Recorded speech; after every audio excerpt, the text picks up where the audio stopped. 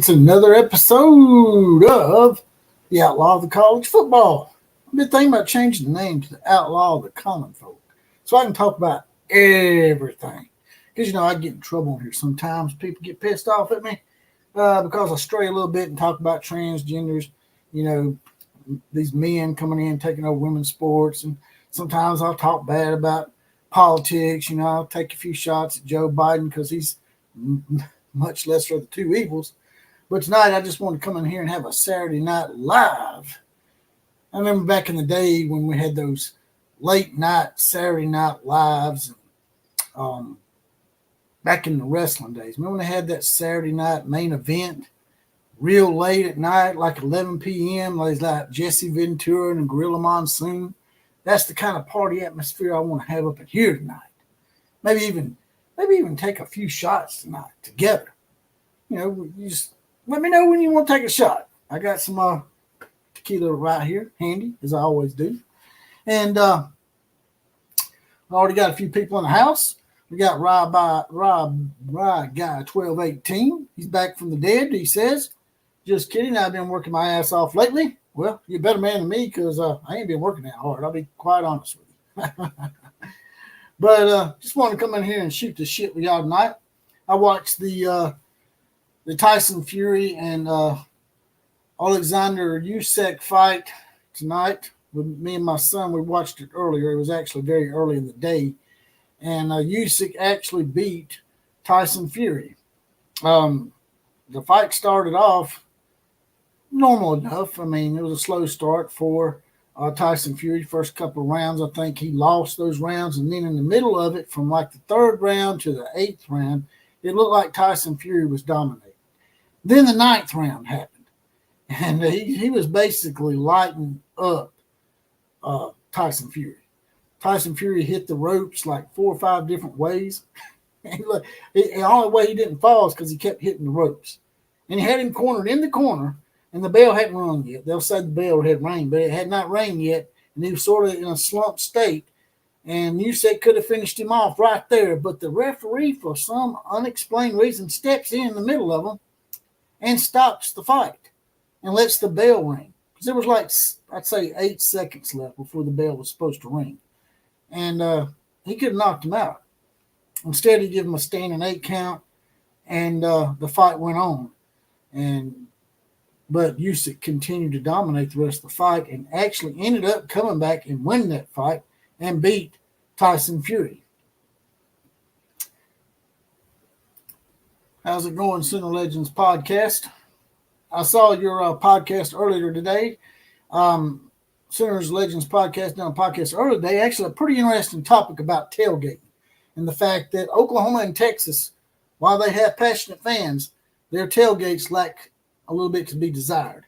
In order for them to get up to speed as far as being great tailgates and atmospheres, even Sooner Legends podcast was saying that Oklahoma and Texas are severely lacking in the tailgate and the party atmosphere category when it comes to college football pregame parties. Fred Bagley's in the house with his badge. Yes, it was fairly close for a while. The announcers even thought it might be a draw. One announcer that was doing the scoring had them 114-114. One of the announcers had it 115-112. It was a Spanish judge. The other one was 114-113 Tyson Fury. I think he was the Canadian. And the American judge gave it 114-113 to Usyk. So the United States put the old screwing on Tyson Fury. But he deserved to lose. He's acting like a clown in the middle of the fight because he thought he had it won. And he got what he deserved, in my opinion. And at the end of the fight, it sort of confused me. Fred, he was hugging the guy and kissed him on his forehead and shit before the announcement was made about the decision. And then when they made the decision, and as interviewing him, he was saying, I think I won the fight, yada, yada, yada. But he made a little comment that made me lose a little bit of respect for Tyson. I know little Tyson's not all there sometimes. Something ain't quite right about Tyson Fury. You can see it in his eyes. But he said that he thought that they give him the win because his country was in the middle of a war. help his country feel better about itself. The Ukrainian-Russian war. I just don't know if the judges had that playing in their head. It seems like a little bit of a reach and a little bit low blow Bush League shot by Tyson Fury to talk about a war such as that when there's thousands and thousands of people dying. But as like I said, it's not really a surprise because Tyson Fury, he's a massive trash talker, but he's just a little unkiltered for me, just a little too unhinged, if you know what I mean. It ain't just that he smack talks, it's just he says randomly retarded shit. Like after the match, he also was like, after he got through saying how great a fight it was, he just randomly shouts, "Happy New Year!" I'm like, look at my son, is it December 31st? What the hell? Like I said, the guy overcome a lot of drug addictions and stuff in the past, and he had some mental illness issues. So something ain't right about Tyson Fury. But he is going to get his rematch. He's going to invoke the rematch clause that's going to be in October. And so they're going to get a rematch. He's going to fight Usyk. Not sure where, but there will be a rematch in the future for Tyson Fury to try to rectify that loss. And he may do that, but in a way, I hope he don't. I hope he gets his ass handed to him again.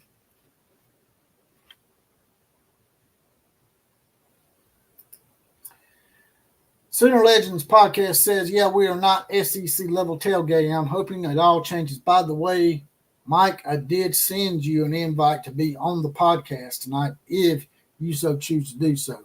I might have people in here on 5 to 10, maybe at most 15-minute increments. That way more people can get in here and we're not stepping all over each other. I've gotten a few complaints from some of our listeners that having more than 2 people in here at a time sort of makes for too much over-the-top chatter and people just over-talking each other.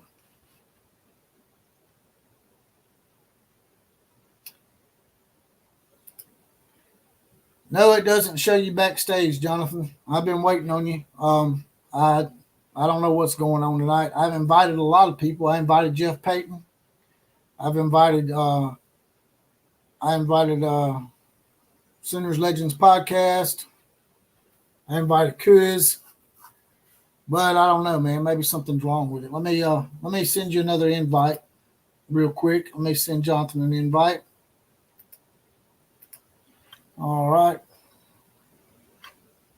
Let me go up here and hit this real quick. Gmail. So, did any of y'all watch the fight tonight? Just curious, because I just now got to where I watch boxing again. And I think it's because I started watching MMA with my son.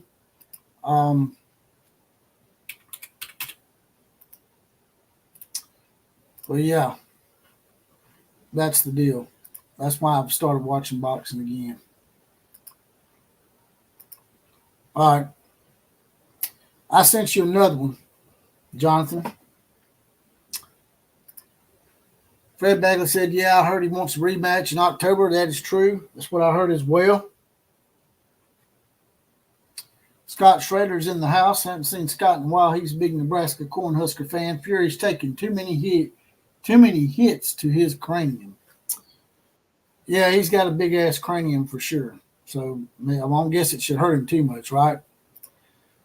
Where's Crazy Kuz? I sent him an invite through the thing on here. So what I done was I went back in and went through my email myself and copy and pasted an invite to Jonathan, which seems like it worked because here he is. That's weird because, the first one was not working at all. It shows me backstage, but it doesn't show any video, no nothing. It's just blank. Okay. All right. What are you guys talking about? We was just talking about the fight tonight between Tyson Fury and Usyk. I don't know if you watched it or not. No, I didn't watch it. I just now started getting back into boxing here recently, with the Deontay Wilder. And a lot of the MMA stuff has tweaked my interest with Conor McGregor and all the shit that he does. So that's what we started off talking about. Basically, Usyk did beat Tyson Fury tonight in a decision. Oh, wow. Split decision. But yeah, Usyk is the first unified boxing champion in 25 years. In Yeah, I wasn't aware of that. They got 4 belts. They got so many damn belts. Yeah. It's hard to unify the some bitches. But he's the first unified champion since Lennox Lewis, if you remember that guy. Yeah, 6'6". Yeah, I remember Lennox Lewis. Dude, they had Lennox Lewis on the night. And man, there's no excuses anymore for me not being right. Because this dude, he might be doing PEDs. I don't know. But this dude's 58 years old, man. He's just jacked, man. No, Lennox Lewis is, I mean, you obviously watched Lennox Lewis, right? I mean, he was humongous back in the day. Shows Sooner Legend podcast. He said, I am backstage as well. I think you need to resend them out. They screwed me on the thing. Jeff Payton, if you're in here, I invited you too. I'll have to resend y'all an invite. Yeah. Basically, this is just a grab bag of whatever the hell you want to talk about. I mean, I have gotten Alabama and Oklahoma and LSU and Texas all listed in the title. And so, just whatever you want to talk about, brother. Does it have to be sports? It don't have to be anything. It can be, your IBS situation, whatever. My IBS situation. No, in all seriousness, I started boycotting some stuff. I no longer drink Ciroc, right? So I'm to Kettle One now because of P. Diddy. And then I don't know if you saw. P. Diddy was your go-to. Ciroc was my go-to. I thought P. Diddy was your go-to in the gym. Shut the hell up. I found out he's beating the hell out of his girlfriend and everybody else. He was beating the hell out of just not his girlfriend. He was beating the hell out of 15-year-old girls and shit. Yeah, Center Legend podcast, I have a black screen. It was the same way with me. Just leave out of that one because he's got to resend it to you. Because I literally had the same thing, a black screen. It showed no comments on the side, any of that. So, yeah, I think it was some glitch or something that happened. But either way, and then I don't know if you saw what Doritos released. So, and for some reason, I'm bringing out the political shit. It's because I'm drinking, right? I stay away from politics. But Doritos went ham on what they released. Basically, it's different colored Doritos, and it's supposed to represent like LGBTQ and all this stuff. But the person they brought on, they didn't screen. And the woman that's representing Doritos is like, there were some tweets out there that are crazy comments, literally racial comments, like talking about killing people. So now everybody is like, they're boycotting Doritos, Frito-Lay, everything that's associated with them because it's just up in storm right now. Let me bring up this story real quick. It's wild. Do you still have main access to my channel? Because I'd taken you off for one time. No. I was trying to put Kuz on there to help me out one night, and I screwed something up. No, I don't anymore. Let's see here. You better put yourself back on there. I'm going to punch you in the gonads. Shut up. Let's see here. And I'm hoping this was like fake. No, it's actually not. So they're releasing one called Doritos Rainbows, which is not that I don't care about. Whatever. Well, they had some issues about a month ago with Doritos doing some other shit with the transgender shit. Well, that was the problem. Was the person they had launched on the campaign was like they didn't screen them, and I guess on Twitter or X, they were having some wild shit.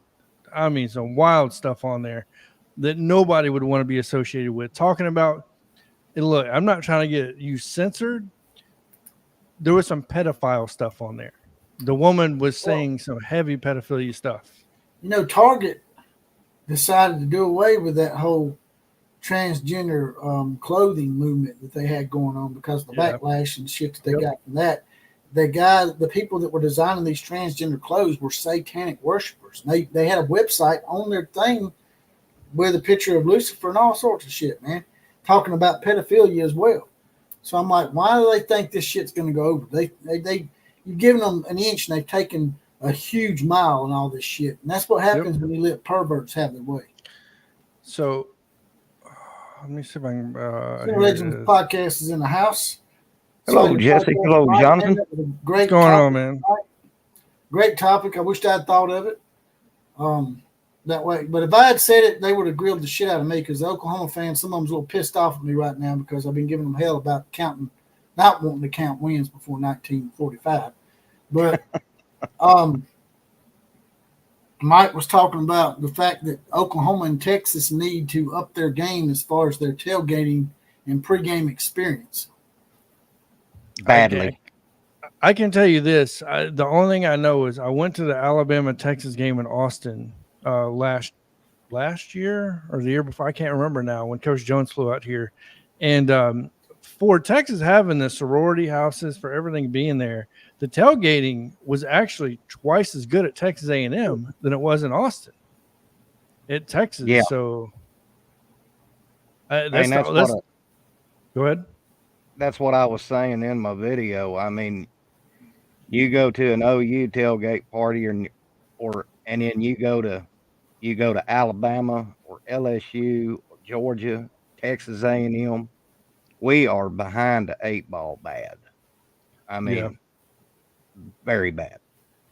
Now it's starting to pick up a little bit, but if we're gonna be SEC ready, I mean, and it's like I stated in my video, when Alabama or Georgia or any SEC team for that matter comes to Norman, I want to see us give a damn good experience for the visitors in a damn good tailgate party, and we're just not there yet. Yeah, that is definitely key. JPC, I'm going to send you this story through Facebook Messenger if you want to, just so you can see it. But yeah, no, I agree 100%. Like me, if I'm an Alabama fan, right, and I'm traveling to Norman, or if I'm traveling to Austin, like you're going to want that full experience. Like me, I loved A&M. That was the first big travel game I went to. I had fun with the fans, like the A&M fans, barbecuing, inviting me over to drink, give me beer, food. It was an awesome experience. Austin wasn't that bad. It's just like they were more worried about drinking in the bars than they were tailgating. Like, right? They were more worried about drinking than they were the game. And it was like, okay. I thought it'd be kind of the opposite. When I was a truck driver, I used to haul stuff out of south of Baton Rouge, little town called Addis, Louisiana. And I had a buddy that lived outside of Baton Rouge and Denham Springs. So I was laid over for the weekend, and he said, "Hey, you want to go catch an LSU game?" I said, "Sure." Let me tell you something. And Jesse's seen my video. LSU to me is the cream of the crop tailgating experience you'll ever witness in your life there at Death Valley. I've heard a lot of bad things about LSU, but I have never experienced anything bad in the times I've interacted with them. I went to the Independence Bowl when Alabama sucked, and they gave me and my friend 2 tickets to a tent party that you have to have tickets to get into, and I didn't think nothing about it. When we got in there, man, it was free booze, free food. Jeez. I mean, I was eating these bratwursts that were huge, man. And by the time I got the game, I didn't give a shit who won. I mean, if we won, we lost that game, I didn't give a shit, man. I want to get back to 10 because them guys hooked me up, man. And these were probably $50 tickets, man. Oh, yeah.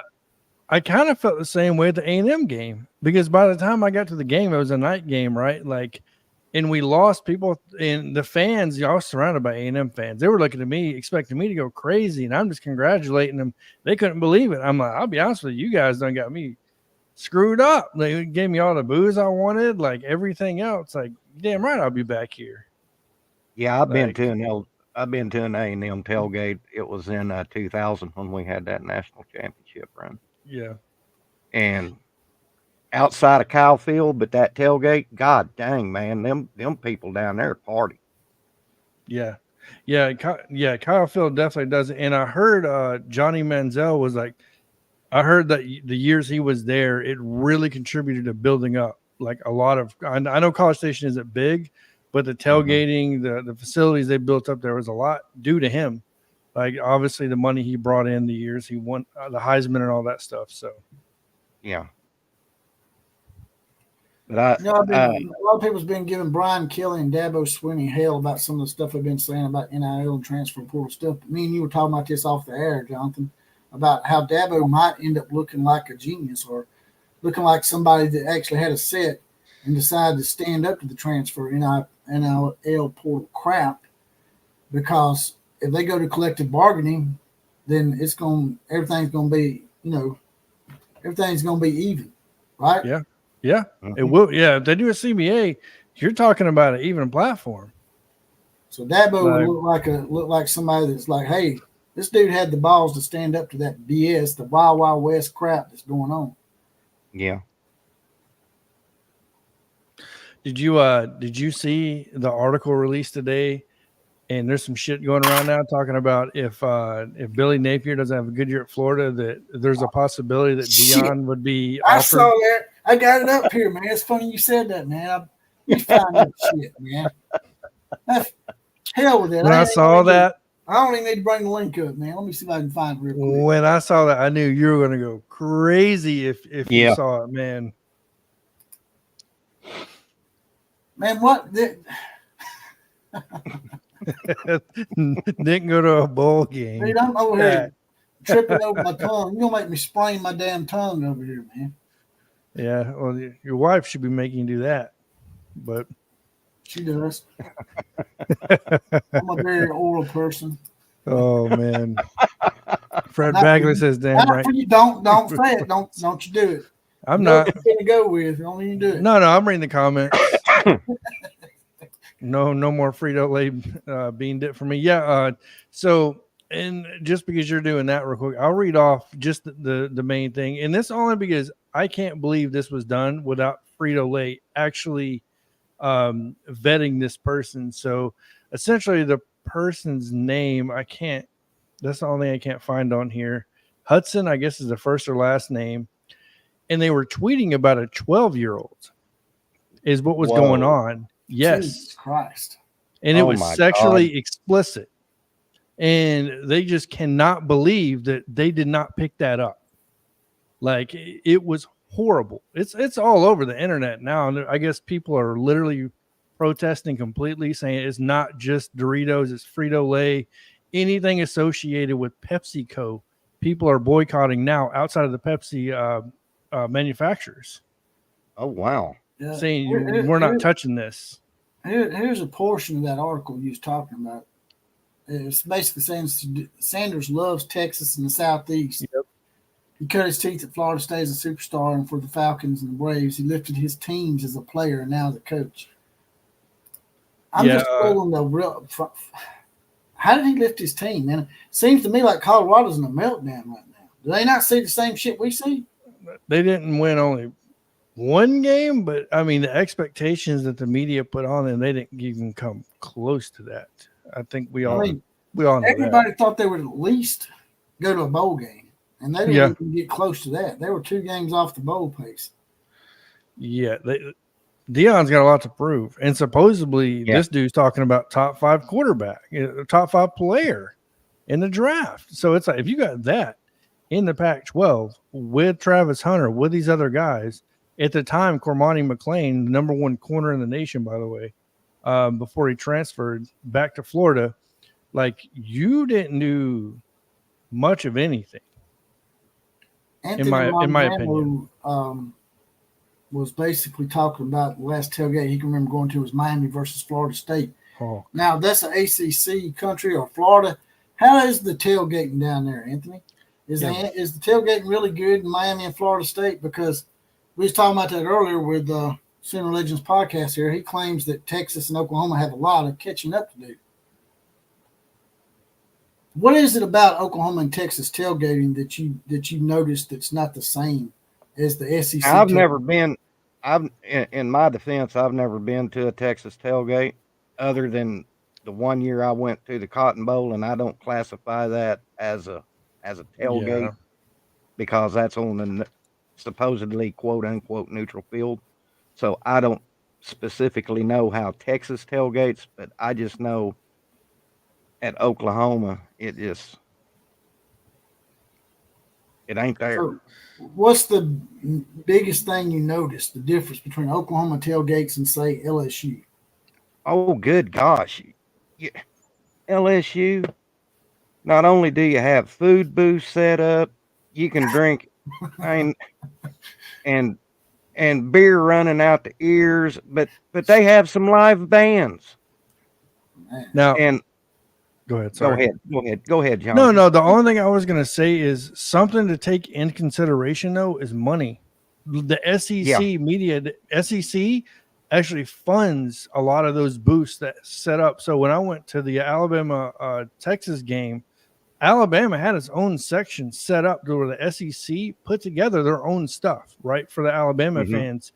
I didn't see that for the Big 12. I didn't see other than Big Noon Kickoff, right? But I mean, that's not specifically for just the Big 12. I mean, it is, but it's like, I don't think it funds every single team like the SEC does. And I think that's going to be the big thing. And I think it's going to be the big change you may see this year, to be honest with you. You may see the SEC funding Oklahoma and Texas now and livening those things up.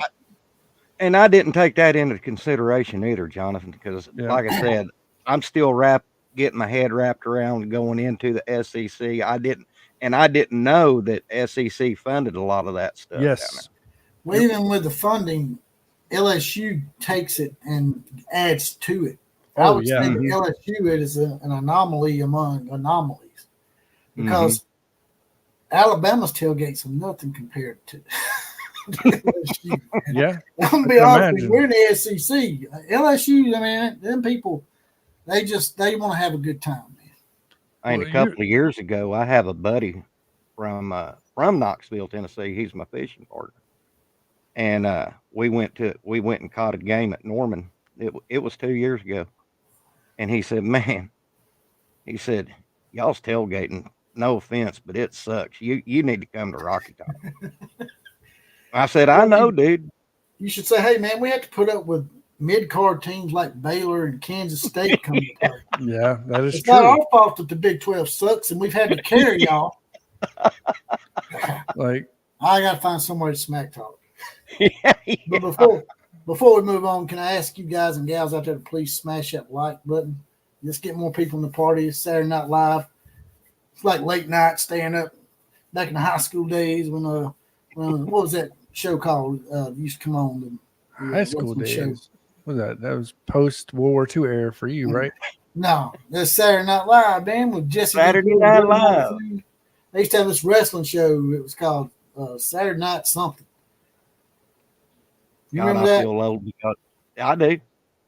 Yeah. And also, I remember Saturday Night Live before it was liberal as hell. I used to like hearing that. It's Saturday Night Live.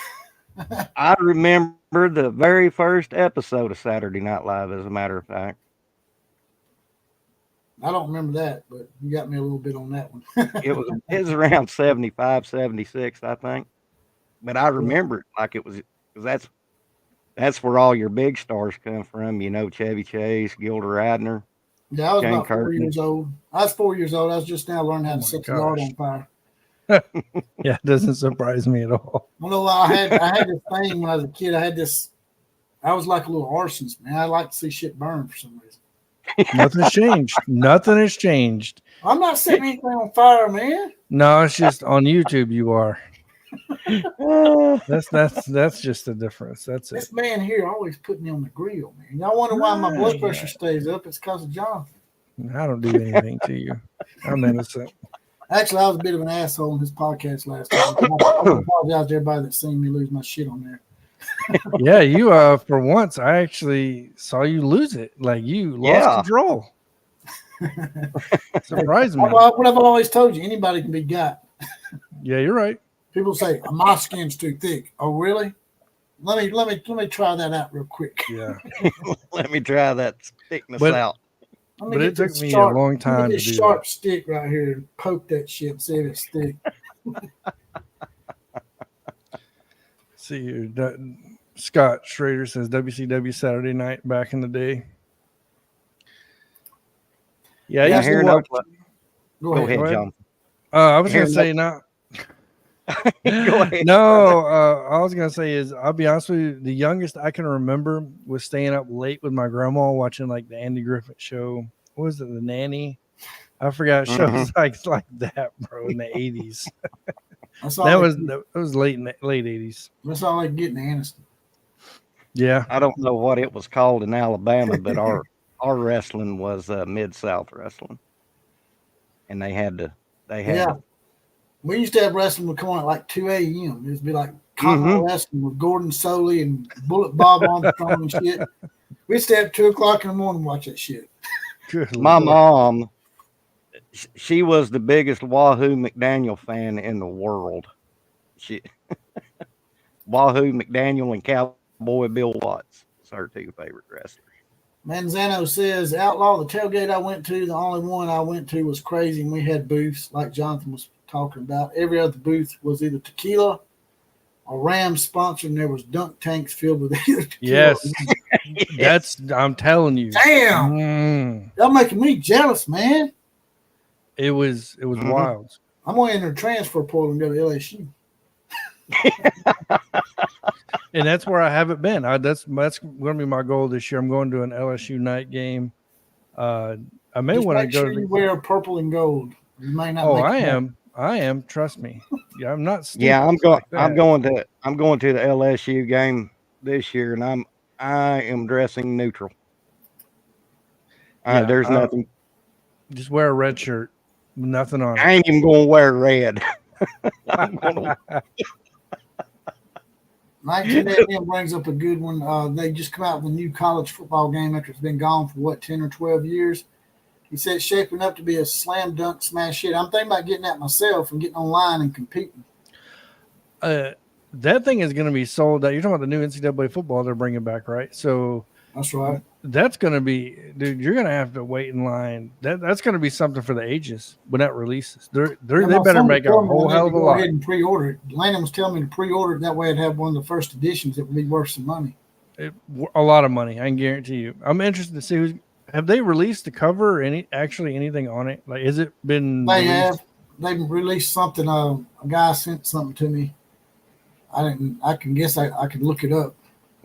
I wasn't sure if it was just BS or not. You know what I mean? Because so much stuff out there is fake. I wasn't laughing at y'all. I'm laughing at John's comment. He said, "Mike, you don't want to get into a fist fight with a bunch of Cajuns." Hell, no. You end up dead somewhere in a swamp. I'm not going to be gator bait. Like, I love going there to gamble. They got great yeah. casinos, right? So, like, especially in New Orleans, but the place is dirty as hell, though. That's what I can't wait for. Some of my SEC friends, like Jesse and you and everybody, when y'all come up to Norman, hell, we got so many damn casinos around here. I forgot to turn my phone off silent. I love casinos. But if y'all like casinos, man, oh God, we got a lot of Indian casinos around here. Yeah, I'm a gambler. I can't find it right now, but anyway, the front of it, the one I saw had LSU on it. Actually, I'm gonna have to end up buying a PS5. I'm gonna have to end up buying this thing because there's no way I can not get it. Like, I just don't see it. I'm fixing to tell my age off, but the last video game machine I had was an original Atari. Ooh. Ooh. I had an Atari 2600. I never had an Atari. Dude, you look at the graphics back then and you're thinking, what in the hell were they smoking and taking making this shit? Something good. Damn, 2 squares and a paddle or some shit. Yeah. Like, just hitting the ball back and forth. And now my cousin had the upgraded version of Atari, the 200 that came out the next year, where the video games like Pac-Man and them things was actually like the arcade games. Yeah, Fred Bagley nailed it on the head. Pong was the one I was thinking of. Yeah, Pong. Yeah. I didn't have an Atari, but I definitely played it. My very first console was a Nintendo. I can't tell. My mom, her favorite game to play on that was Missile Command. Missile Command? Mm-hmm. Yeah, you had these lines coming down, and you had to keep them lines from going down Oh, and yeah. blowing up the city. So you had to. They got My a mother. reveal trailer. They got a reveal trailer on that game, by the way. A I'll what? probably get in trouble if I played it on here, Yeah, you probably would. but I don't give a shit because I'm gonna cut this shit up. I'm gonna flip it up into podcast, and I'm gonna delete it anyway. That's what I'm gonna do. We'll do it then. Yeah, Why don't because you do it? last couple live streams they put me on limited ads, so I'm like, you know what? I'm just Good. gonna do these streams and do whatever I want to do, and Do then I'm whatever gonna you clip do. it up and take out the stuff that I know they're not gonna mess with me on, and then I'm gonna make about 3 or 4 podcasts and be lazy all week. So Thunder Houston says, asked me if I ever had the Game Genie for NES. Yeah, I did. I had everything from Super Nintendo on for the most part. I was usually a couple of years behind because my family had no money, but I usually ended up with something. Super Tecmo Bowl was awesome, man. Oh yeah, Not Tecmo Bowl, not the original Tecmo Bowl. No, you're talking about Super Tecmo Bowl. Yeah, man, I would get that damn linebacker that was supposed to be, I guess it was Lawrence Taylor, and I'd come running through there, man. I'd just sack the shit out of the quarterback every time, man. I even learned how to block punts. People are like, man, there's no way to block a punt on there. I'm like, yeah, you put that linebacker out there on the field and kid him up that gap. Lawrence Taylor, man. I'm not trying to start anything with you, JPC, on this one, but one of the games I used to piss my brother off playing against was Deion Sanders' Prime Time on Sega Genesis, and I would literally run the post pattern and throw it to him every time, and you could never stop it. Deion would catch it every single time. Well, that's just like quarterback Eagles. They didn't. Some of the players they weren't allowed to put their names on there. Randall Cunningham. Yeah. For the Eagles, they called him quarterback Eagles because they weren't allowed to put his name on there. But all you had to do was just hike the ball to him and just take off. You didn't have to pass the ball, man. It's like Michael Vick too. On Madden, the early versions of Madden, if you had Vick, you unstoppable. Let's see here. What's Anthony Manzano telling me? Sooner I'll give you 2 positions for Oklahoma Sooners, and you give me the greatest of those positions: linebacker and pass coverage, outside linebacker. Linebacker. Jesse, I'm on a laptop, so it's kind of blurry to me. All right, Jonathan. Former Alabama running back Jamar Gibbs had his high school jersey retired. Just giving y'all some Alabama nuggets because this is mainly a lot of Alabama. I got a lot of heartland of the South people in here. We got Alabama, Oklahoma, Texas, and Nebraska. That's my big 4. And Oregon. Oregon's pretty good for me too. But I'm going to bring something up for Jonathan. He'll like this. It says here, does Jalen Milroe become Alabama's second Heisman Trophy winner at quarterback? I think he could be. You'd asked me that last year, I would have said probably, to be in the season, probably hell no. I would have told you he wasn't going to be the starter by the middle of the season. Yeah, a guy called me out on a video I made about Saban needing to bench Jalen and put Tyler Buckner in. You said Tyler Buckner, and I wanted Simpson. So I remember those conversations because preseason podcast, I was like, I was being interviewed by people, and I said Jalen Milroe is going to be a huge disappointment. He's not going to finish past midway through the season. That's because he looked horrible the year before. In spring, he didn't look impressive at all. And then you look at the South Florida game, the one before, it was a South Florida game. Terrible, looked atrocious.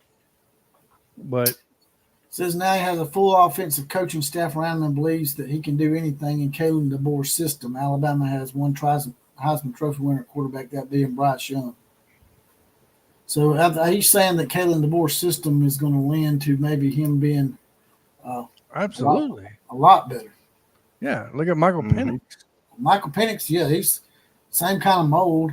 He might be a better passer than Milroe. Oh yeah, he's definitely. Milroe's probably the better runner of the two, though. Well, Milroe's the better deep thrower. Penix was better short and intermediate, and Milroe was definitely the better runner. And Milroe doesn't have the injuries to go with Penix. Penix had 2 serious injuries before he even went to Washington, which was why people thought it was crazy to draft him in the top 10 in the NFL draft because of his injury history. So, as an outsider looking in, Mike, what do you think about Milroe's chances as a Heisman Trophy winner? You know, I was looking at him last year, and I saw flashes, and I think if he comes out on fire this year, I look for him to be at least in the hunt for the Heisman. I can see that very much because after y'all lost to Texas, how he went through the rest of the season, he if you don't mention him at least in the Heisman running this year, you're a damn fool. Well, I actually mentioned him at the end of the year, but it was just too late.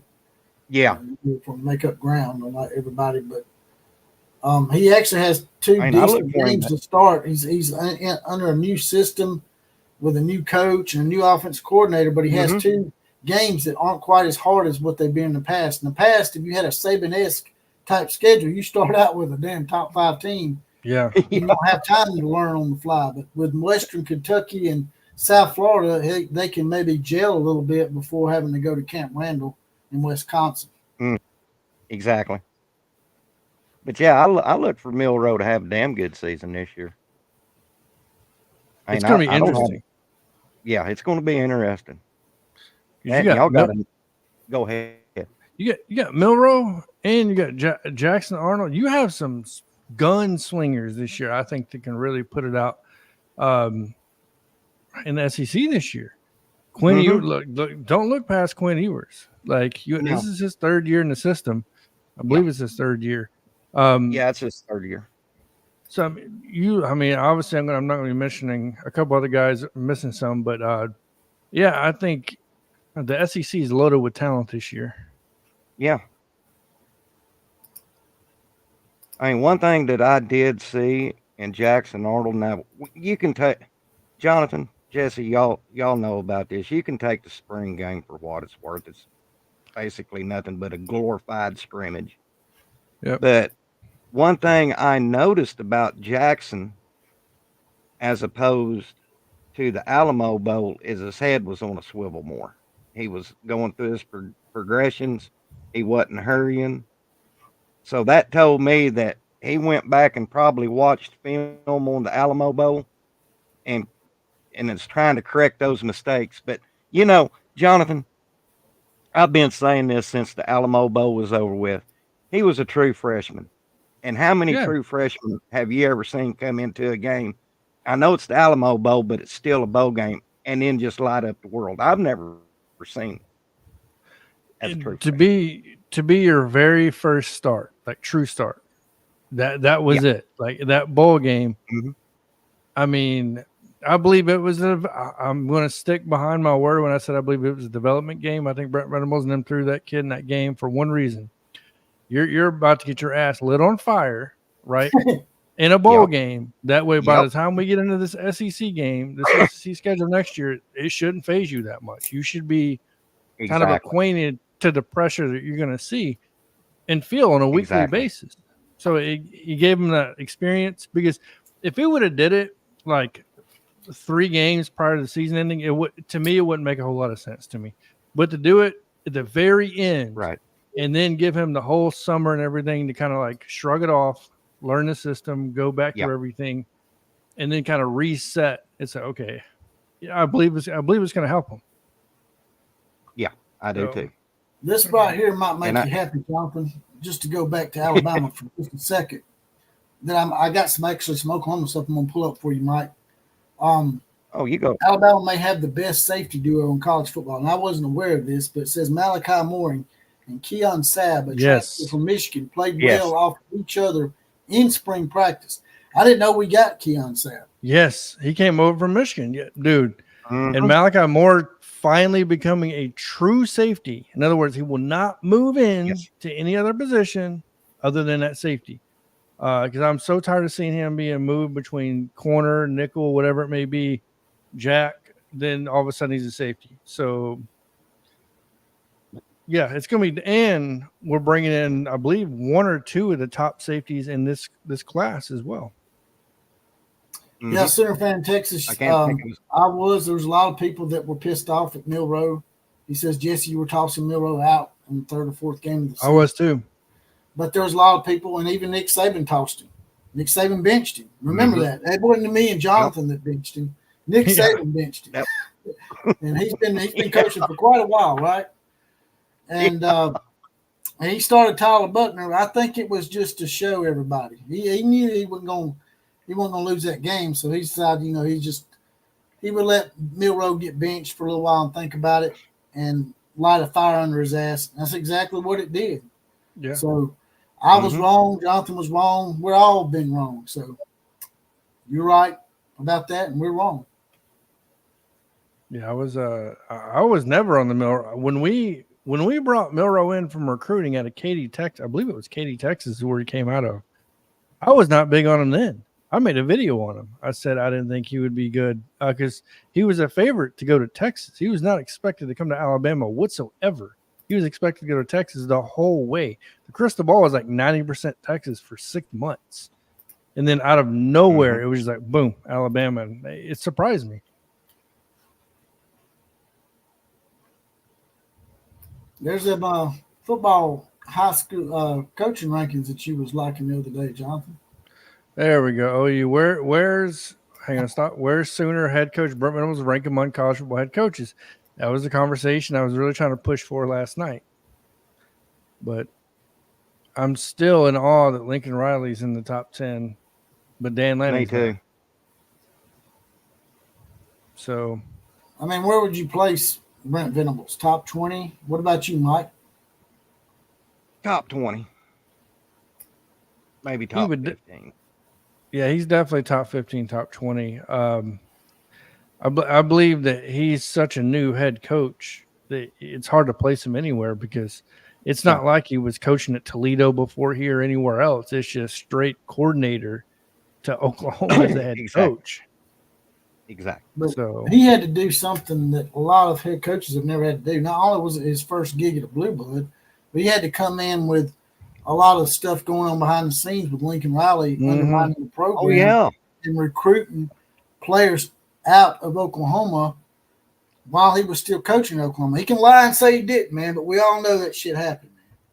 And so no other coach had to deal with that because the NIL and transfer portal were relatively new things.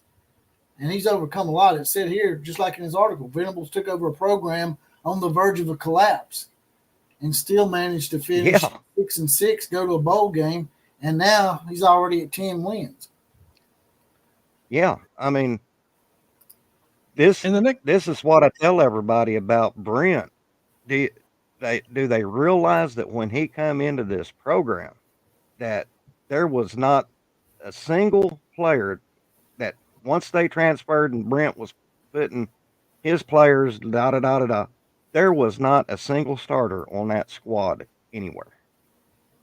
They was rotation. Danny Stutzman, he wasn't a starter. And then those who was starters transferred out. So Brent came to OU with a bare cupboard and had to go to the grocery store with a shopping list and put it back together, so to speak. Brad Bagley says OU safety room looks very strong as well. I wouldn't know much about that. Mike might know more about the safety room in Oklahoma. Oh, my God, yes. We got Peyton Bowen coming back. We got Billy Bowman. As a matter of fact, what was it? Peyton won some kind of award for special teams. And, our safeties and our cornerback room is going to be very solid this year. Now, we lost Justin Harrington and Josiah Wagner, but here's where people's not seeing the big picture on that. Justin Harrington, he was our cheetah, and Josiah Wagner was rotational as a linebacker.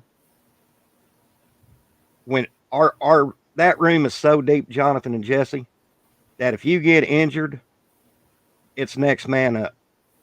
And that's what happened to Justin after he blew his ACL out against SMU. He just fell through the cracks.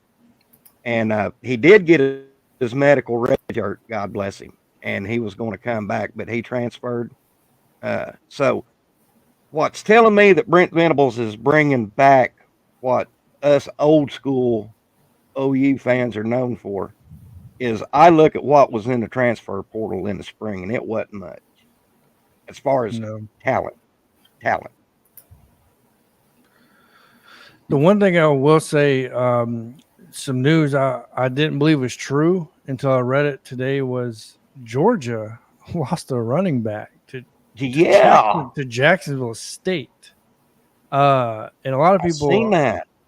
So I lived literally next to Jacksonville State, being in Anniston, and Who lost what to Jacksonville State? Georgia lost Andrew Paul, running back, Yeah. to a transfer portal to Jackson State, Jacksonville State. What's up with that, Georgia hedge pissers? So, I know nobody's talking about it right now, but from what I've heard is that Jacksonville State's NIL is coming up, and then I guess supposedly these minor universities are putting enough money together to start taking some of these players. Look, and it's man, like, remember the Battle of the Cocks last year? oh Jacksonville my gosh. State and South Carolina, and I called the upset, and I almost called it, man. They almost beat South Carolina. They did almost They beat them. did. It was at Jacksonville State. Yeah. South Carolina's got one of the probably gayest catchphrases of all time. They get this catchphrase says you can't beat those cocks. Yeah. Literally. They literally. I'm not making this shit up. They the one that said it. They the one that said it, not me. I didn't make this shit up. It's not JPC's fault. Everything. And that's another thing I like about OU is we got Jacksonville State's defensive coordinator, Zach Alley. Jacksonville State is always built a decent team. What's his name? That was going to be the head coach of Alabama. He's the head coach there now, right? One was at Michigan. Who? The guy that was head coach at Michigan after West Virginia. Rich Rodriguez? Yeah, he's the head coach at Jacksonville. Yeah. He's there now. Mm-hmm. He would have been a good head coach here at Alabama. He got scared off by the damn the boosters were insane, man. It took a special person to put those guys in check. Yeah. I mean, Sarkisian, I hate to give him credit, but he's kind of done that with Texas. Yeah. Here's a good question for you, Jonathan. You want to read that? LL Posse, with so many blue bloods coming together this fall down south, what's the key to winning the SEC? This is the ultimate gauntlet. Well, I can tell you the key. I think that the coaches should advocate for something. They should advocate for higher scholarship limits, in my opinion, because you're going through more of a gauntlet now. They should be able to have the availability of more players, but at the same time, helps. I think because you're going to see you don't have to go undefeated anymore to get into this championship game. I think you're going to start seeing more players sitting out. I really do. I think if you're 10-1 and you're going into a game against Maine or Morehead State or whatever it may be, I think you're going to see maybe the whole team sit versus before you wouldn't really see that. And I think you're going to see a lot more of that with the 12-team playoff. The 12-team playoff changed everything. It diluted the conference championship, if not eliminated it altogether. And now you're going to see a lot more people sitting out, period. I hate to be Captain Obvious here, but I think one of the main things to do is make sure you win your home games too. Yeah. Well, that's kind of winning your games is kind of because I know it's Captain Obvious, but the road games are just like so emotional. I mean, it's hard to if you can weather that first or second quarter, that's fine. But sometimes you just can't. You can't weather that first and second quarter home slump from places like LSU and even the new guys. Norman, Oklahoma is pretty rabid too. So, it's going to be interesting to see how these coaches deal with that playoff in the back of their mind. You know what I mean? Like when we start getting to game 10, 11, and 12, like how is that going to play out with a lot of these teams? Because a lot of these teams don't have the hardest of the meat of their schedule to the very end. You look at Alabama, you look at Oklahoma, you look at LSU. These are all strong schedules to end the season, right? So it's going to be really interesting to see how that's going to play out. What about you, Mike? What do you think the keys are to win the SEC? The big key is keeping the players healthy. Attrition. Yeah. That's going to make sure that's going to be hard because let's face it, SEC, toughest conference, you're going to have to, and it's going to come down to what I've been hearing since last year is who's got the depth if if a player goes down. And staying healthy, one, two, clock management. That's something I would like to see Brent get better at is clock management. And who has the best damn special teams? People forgets about special teams. Trust me, Alabama does not forget about that. We went through a period of kickers where we were about ready to throw our damn TVs through windows. Did you see us last year, Jonathan? Yeah, I know. That was us on a regular when Nick Saban first started. Yeah. God, that was a regular thing. We were like Bobby Bowden wide left. Oh my God. Bro. I used to feel for old Bobby, man. That damn field goal, they miss a damn field goal every year against Miami. Wide left. Yep, wide left. And then finally they missed one wide right. I was like, shit. That damn man can't buy a championship. Man, the damn Hurricanes, man, they made a living off of getting in Florida State's head back in the 80s and 90s. Yeah. But Fred Bagley backs you up on that, says staying healthy is the key. And so that, and people bitch at the SEC about having that cupcake at the end of the year, but we need that to heal from damn right up on each other. Of course, they want the SEC to play 9 games. That way we can beat up on each other because they can't beat us. So they want us to beat up on each other. Yeah, so we're playing Maine. If we stay at 8 conference games, then oh well, y'all just got to get over it. We're playing Maine of all people. Y'all getting the SEC treatment, man. You're like, you deserve a Maine at that time of year. That raises my next question. They all bitch about the Bedlam game, but why couldn't the powers that be got together on that Maine game and made that a non-conference and still have the Bedlam? Yeah, I mean, Oregon and Oregon State did it. Huh? Oregon and Oregon State did it. Yeah. Oregon left for the Big Ten, and Oregon State got left out to dry, but they still put their differences aside, and they made it happen. Yeah. There's 2 words, man. I heard you know what it is. I'm sure you know what the problem is, Mike. It's 2 words. Mike Gundy. Exactly. Ding, ding. Yep. AC. Tell that man what Mike. Jonathan. Well, Jonathan. Mediocre Mike. He's having an IBS situation, so.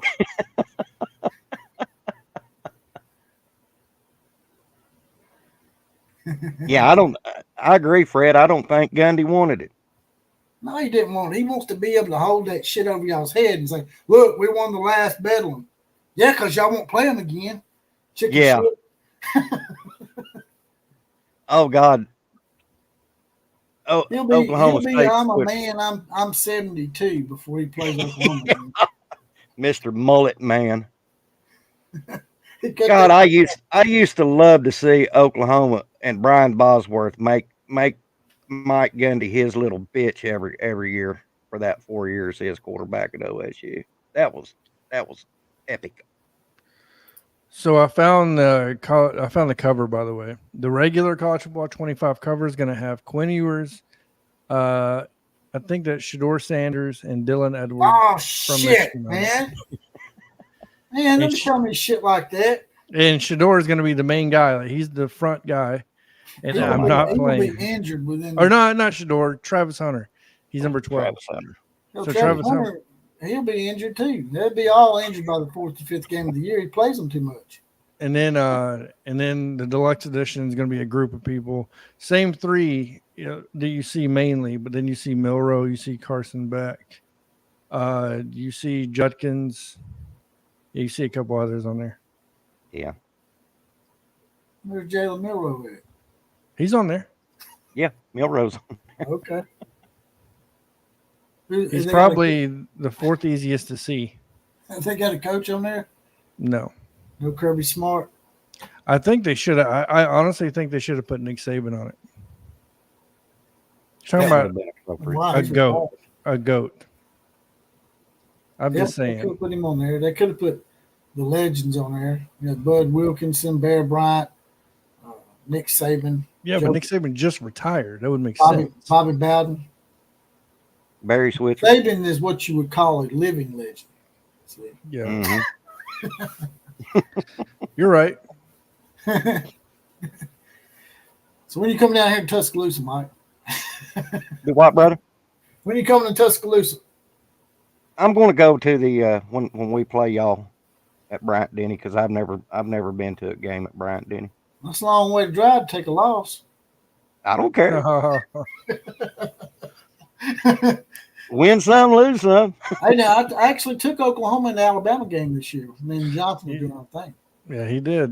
I mean, there is a Surprised me. possibility that if Alabama gets beat by Oklahoma, that Oklahoma and Alabama could play again in the SEC title game. That's a very big possibility. That's a game I put as a push because I can't. And my reason is I can't get a feel for Alabama right now.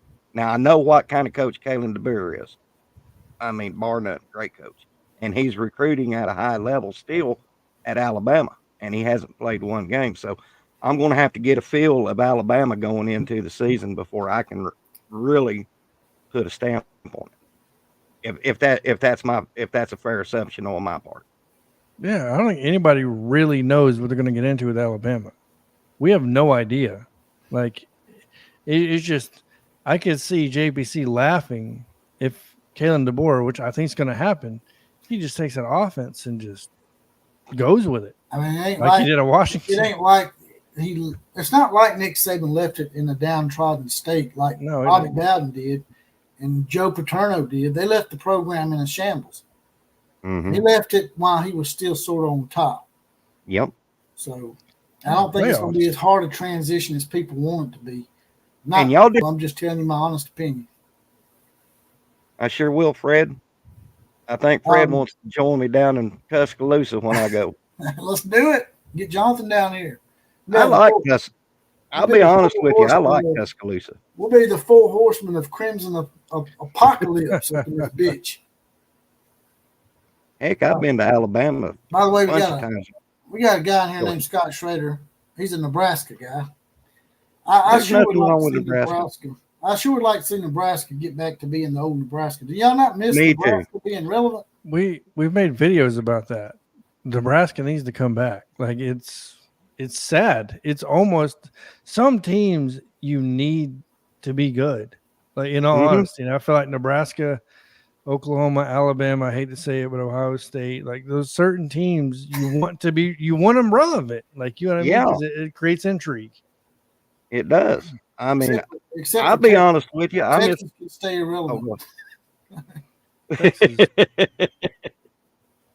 I miss that Thanksgiving. Texas ain't a blue blood anyway, according to John. No, they're not.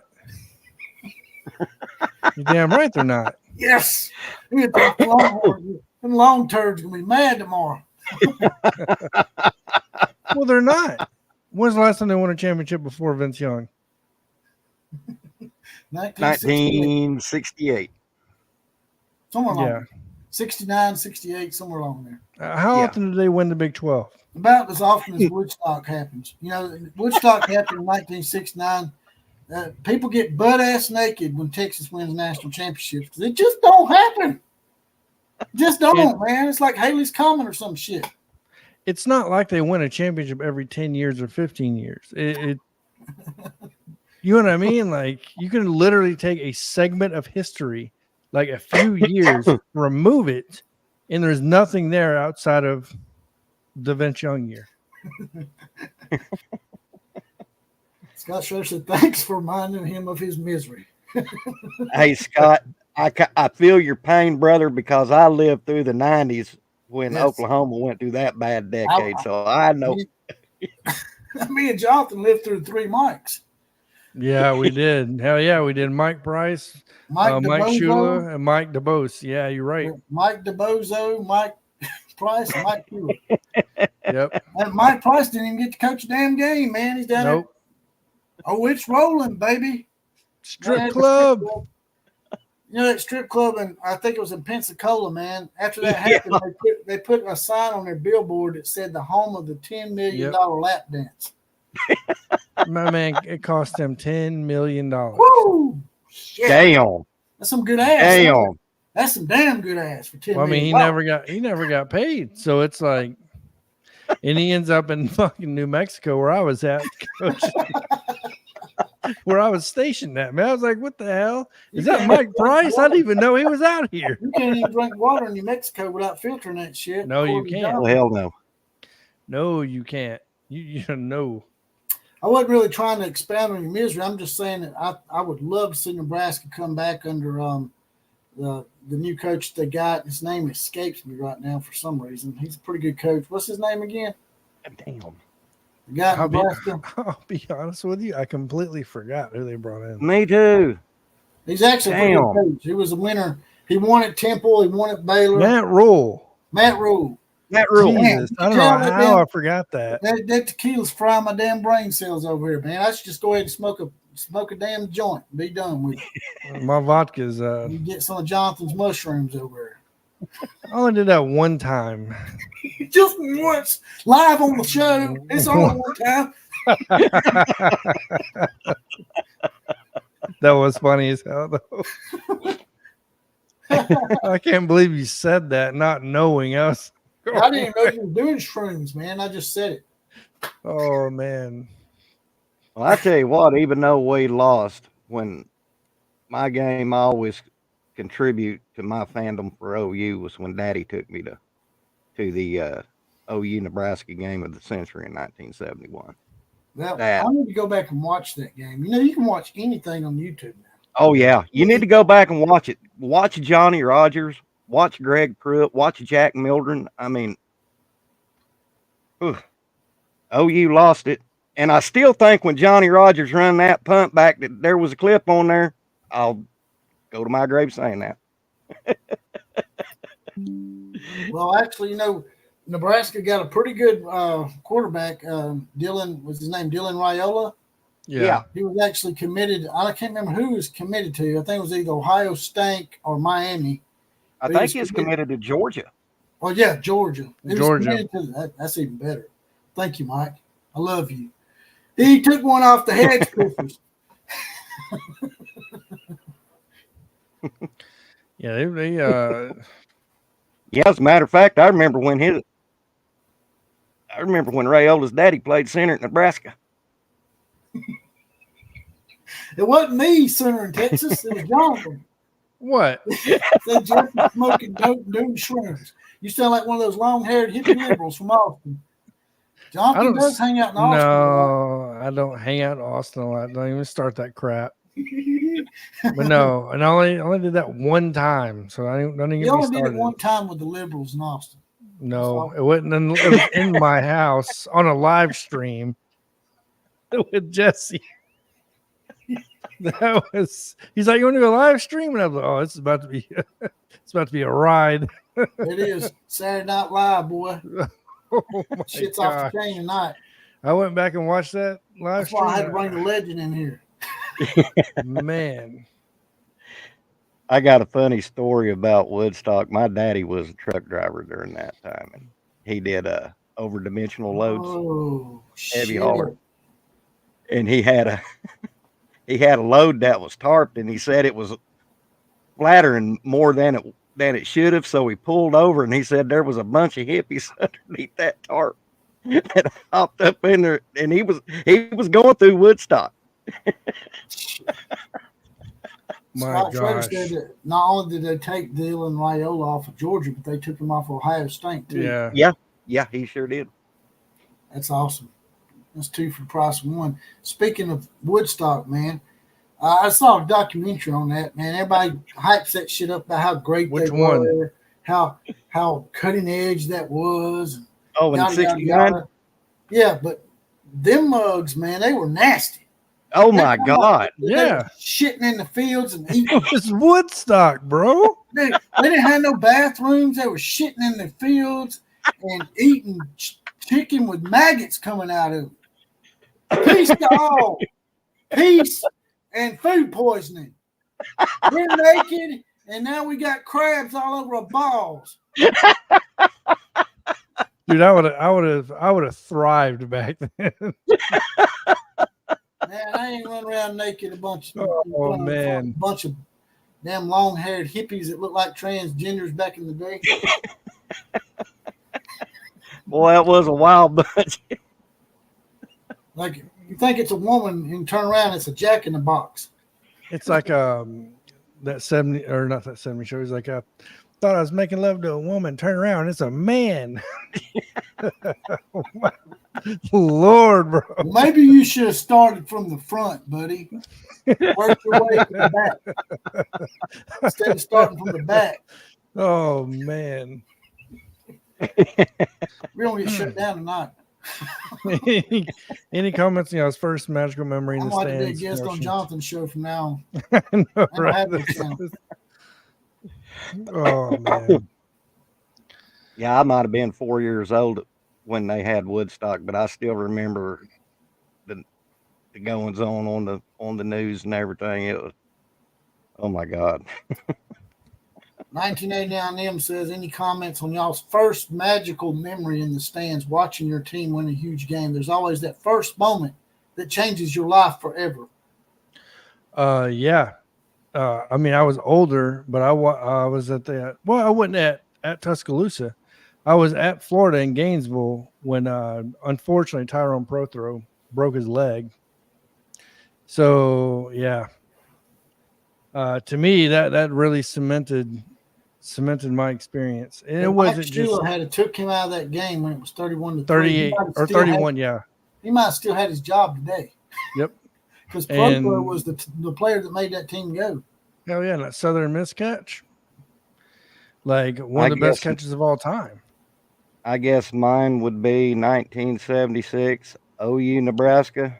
OU's down going into the fourth quarter, and we do a Woody Shepard to Steve Rhodes halfback pass, and then the almighty hook and lateral from Dean Blevins to Steve Rhodes to Elvis Peacock, and we beat Nebraska in that game. That's my favorite game.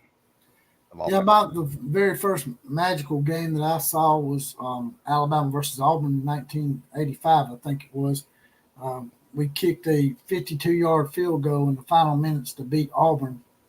It's called The Kick by Van Tiffin. I took off running, man. I lived in a trailer park at the time. I was a white trailer park trash. I took off running out of my trailer, man, and run around the damn trailer park with my Alabama flag, man. I bet people were like, I'm fixing to call the law. Oh, man. I also remember the whole Alabama versus Georgia game in 1986. Mike Shuley led a lot of comebacks. Beat the Georgia Hush Pistons with last-second touchdown to Al Bell. I don't know if you guys can see this, but no, it ain't going to show up. Sorry, but I have a picture. I don't know if y'all have heard one of OU's best wins that in the 70s was when OU played Ohio State at the Shoe, and it came down to a field goal by Uwe von Common. I got an autographed picture from Uwe. That's another one of my. I wasn't at the game, but I watched it. But yeah, that's a pretty special picture because that kick brought back so many damn memories, brother. Damn, what's your favorite memorabilia of your team? Of my team? Is that it? That what you just said? No. Your favorite memorabilia? No, I've got a storage place or little storage plate where I keep a lot of my stuff at. That's waterproof.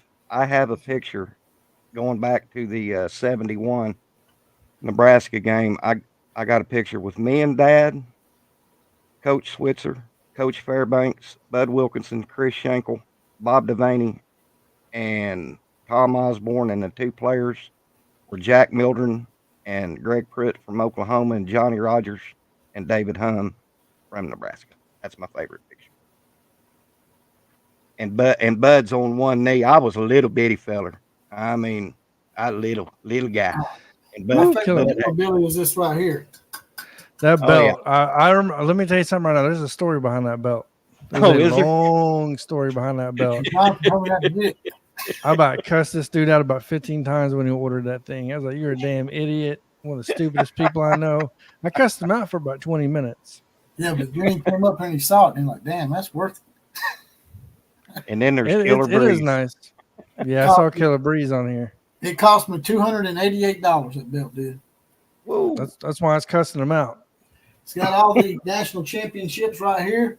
And then on the other side, it's got all the SEC champions. Come all the way from Pakistan. It did. It did. Scott Schrader says Dylan Raiola is back up in Kansas City working with Patrick Mahomes. I guess that's the advantage of Nebraska being so close to the Chiefs and Matt Rule being in the NFL. He pulls some strings, man. I think Matt Rule's going to get the job done. What do y'all think? Yeah, I think he will. Yeah. He's definitely going to make it. I think he's going to make a huge improvement. I do. How much, I don't know, but I do agree with Killer Breeze. You know, in games before 1947 probably don't count. I thought it was 1945. Y'all sneaking in a couple of years, I mentioned.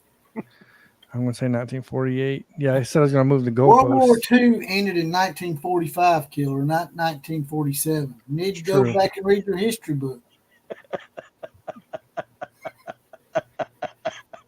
We dropped the bomb on your city, the Nagasaki egg rolls. Egg rolls, 1945. Boom! Gone. War's over. All right, we stopped. We tapped out. Surprised it took 2. He said I'm adding 2 years. Yeah, I know. You're getting as close as you can to Bud Wilkinson there. I know what you're doing. What about Benny Owens? Y'all don't count Benny Owens, man? What's up with that? I do. I mean, we didn't win any championship. We didn't win any championship. Benny Owens. Come on, man. What's wrong with Benny Owens? You don't want to count Benny? He was our first over 100 win coach, though. Benny Owens put Oklahoma on the map where Bud Wilkins did what he done. Mm-hmm. I can't even speak, man. Yeah, he drank too much damn tequila. Shut up. Don't be telling me. C. John says better record this year. I'm assuming you're talking about Nebraska or Colorado. Is that who we're talking about? C. John says better record in Nebraska or Colorado. I say Nebraska. I say Nebraska. Nebraska. The con is up. Con is up. I think after this year, if he don't win more than 3 or 4 games this year, I think he's gone. He'll be at Florida. I'm gonna beat your ass. You better stop that shit, man. I want that sumbitch in the SEC. Yeah, he's gonna be at SEC Media Days that talking would about. Be sort of a dig he would be taking at Florida State too, because Florida State wouldn't give him an opportunity to coach. So if he was to coach their main chief rival, that would be a way of him getting him. But why would Florida hire him? Since they brought it up, and I'm not the one bringing it up. The guy brought it up in that article that you was talking about. Why would Florida hire Deion Sanders? He hasn't proven anything on the Division I level. We all know that doesn't make sense, but a lot of things that happen don't make sense. It sounds like those people are those that, they're the con time groupies that got the poster over their bed and shit. And peeling your tater to that poster and stuff. There we go, peeling the tater. That's right, peeling that tater. That's what Killer Breeze is doing right now. He's pulling that tater out there. Peeling his tater and eating a corn dog. Just so you know, Killer, I sent everybody invitations, and the first batch of invitations that went out was blank for everybody. Jonathan had problems. Sooner Legends had problems. I tried to send you one as well, so I had to resend them. Come on in, Killer. He said I brought Benny up Owens in the live stream. I don't remember that. I think you're lying. There it is, just for Jesse. Go Neon Dion. You see Netflix released a documentary on him talking about playing the two-way sports. What's that? Netflix just dropped a documentary on Dion talking about his controversy between playing 2 sports at one time. What was the controversy? That he signed the NFL contract, but not an MLB contract. And essentially they were trying to get, both parties were trying to get him to quit the other. Mm-hmm. He used to fly in on a helicopter because he's an attention whore. And then he poured that damn water on George McCarver. That's when in the Major League Baseball World Series game. That's when I lost all respect for him. Yep. Mm-hmm. Same. He's a bully, man. Yeah, Tom McCarver was one of my favorite announcers. Was it Tim McCarver? Yeah, Tim McCarver. I said George McCarver. I was thinking about George Contreras. You laugh that damn Jose. The Oklahoma Center jackass that's lurking about in there. A nasty ass Jose is getting to you. You said about hose? You down in San Antonio. I won't be talking about hose about you. No, so Prime begged for the FSU job. Yeah, they wouldn't give it to him though because he didn't have a degree. That's actually why they wouldn't give it to him. Neon Dion. That's not the right name. His real name is Contime. Contime Dion. You do know that two famous broadcasters got their start calling OU football games, don't you? Who? Walter Cronkite and Kurt Gowdy. Oh, really? Mm-hmm. Did Keith Jackson go to Oklahoma? Did who?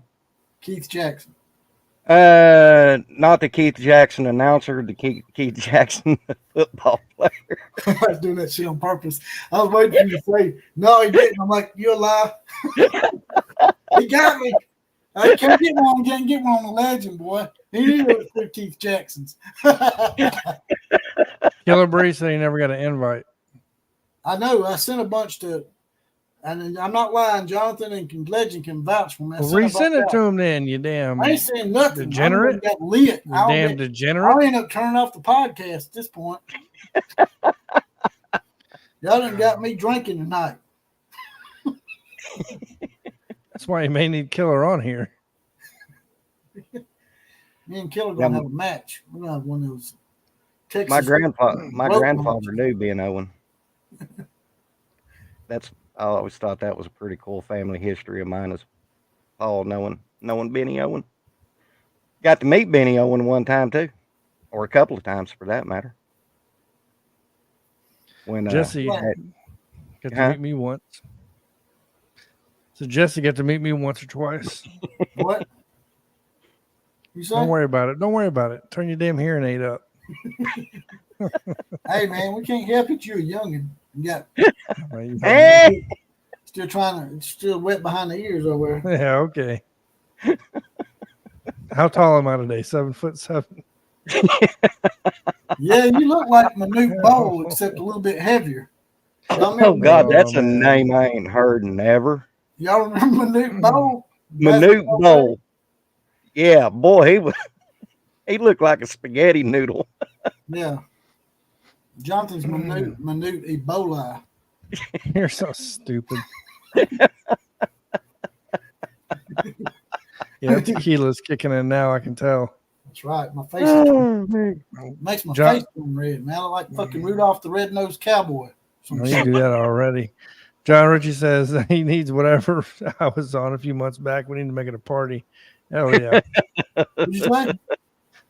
Read John Ritchie's comment below it.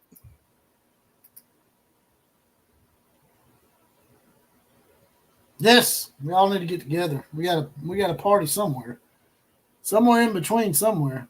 I don't know where. We can all meet up in New Orleans. We can go to the Shreveport casinos.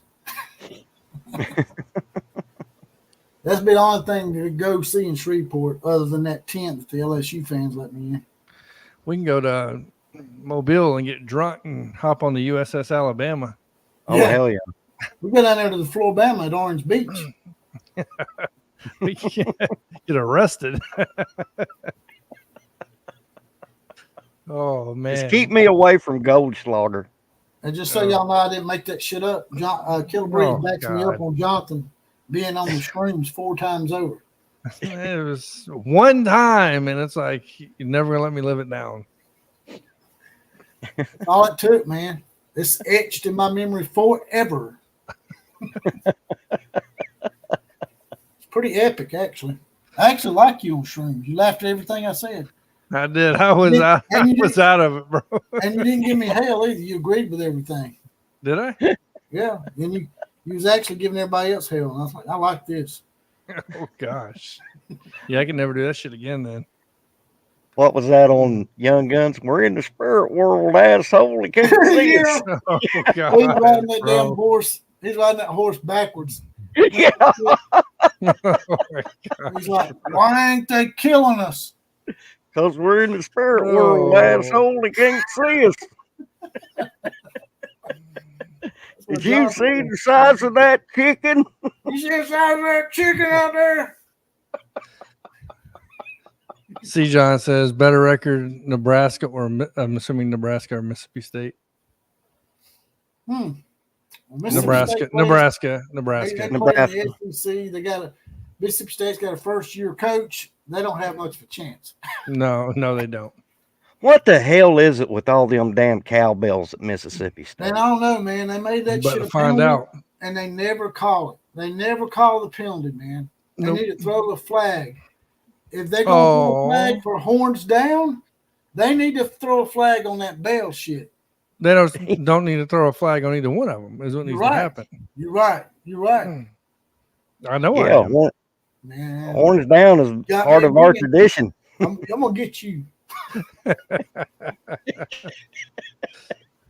But in all seriousness, in every OU Texas game I ever went to down at the Cotton Bowl, I never had trouble with Texas fans down there, win or lose. Never had.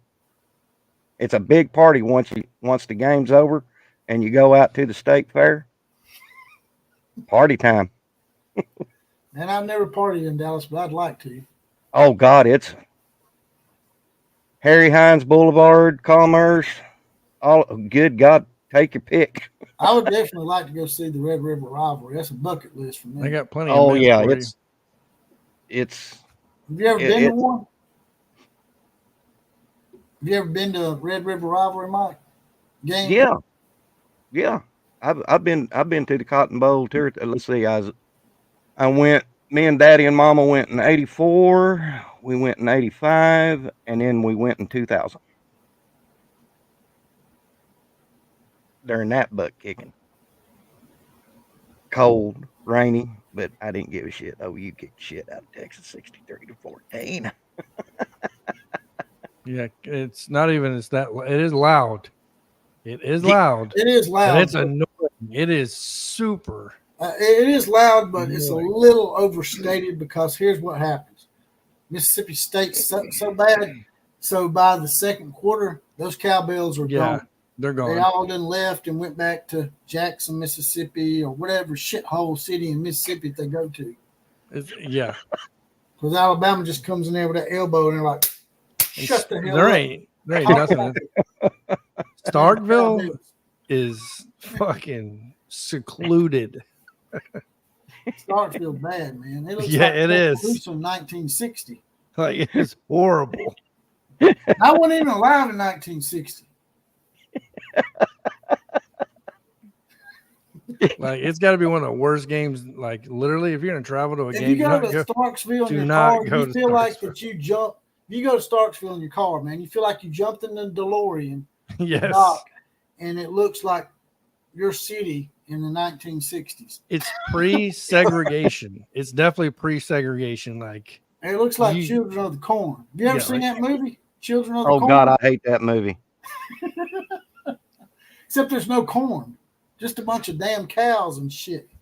Dude, when I drove a truck for the oil field, we used to go up in Sydney, Nebraska and pick up that green line pipe that they put in the ground for pipelines.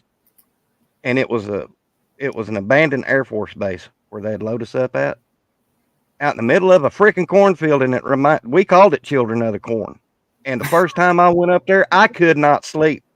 Because I imagine them little bastards coming out of the cornfield with scythes and sickles going to chop my damn head off. That freaked me the hell out. That kind of movies about the devil scare me, actually. A lot of them aren't closed down either. I used to work on those things. I don't watch Children of the Corn. I don't watch The Omen, and I don't watch The Exorcist. Hell no! I watched The Exorcist when I was a kid, man. I wouldn't go to the bathroom like for a while. I get my mom. I like walk down the hallway with me.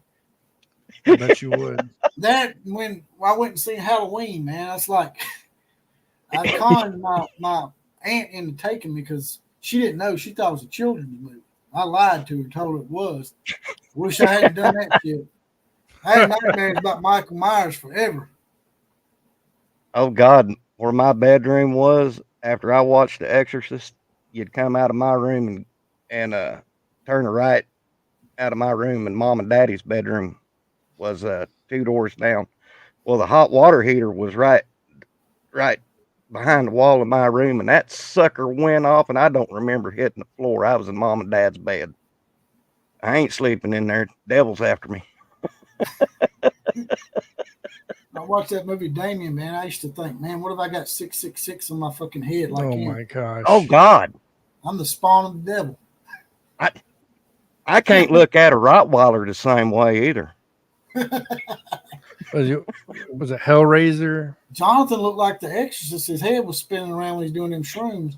Oh Lord.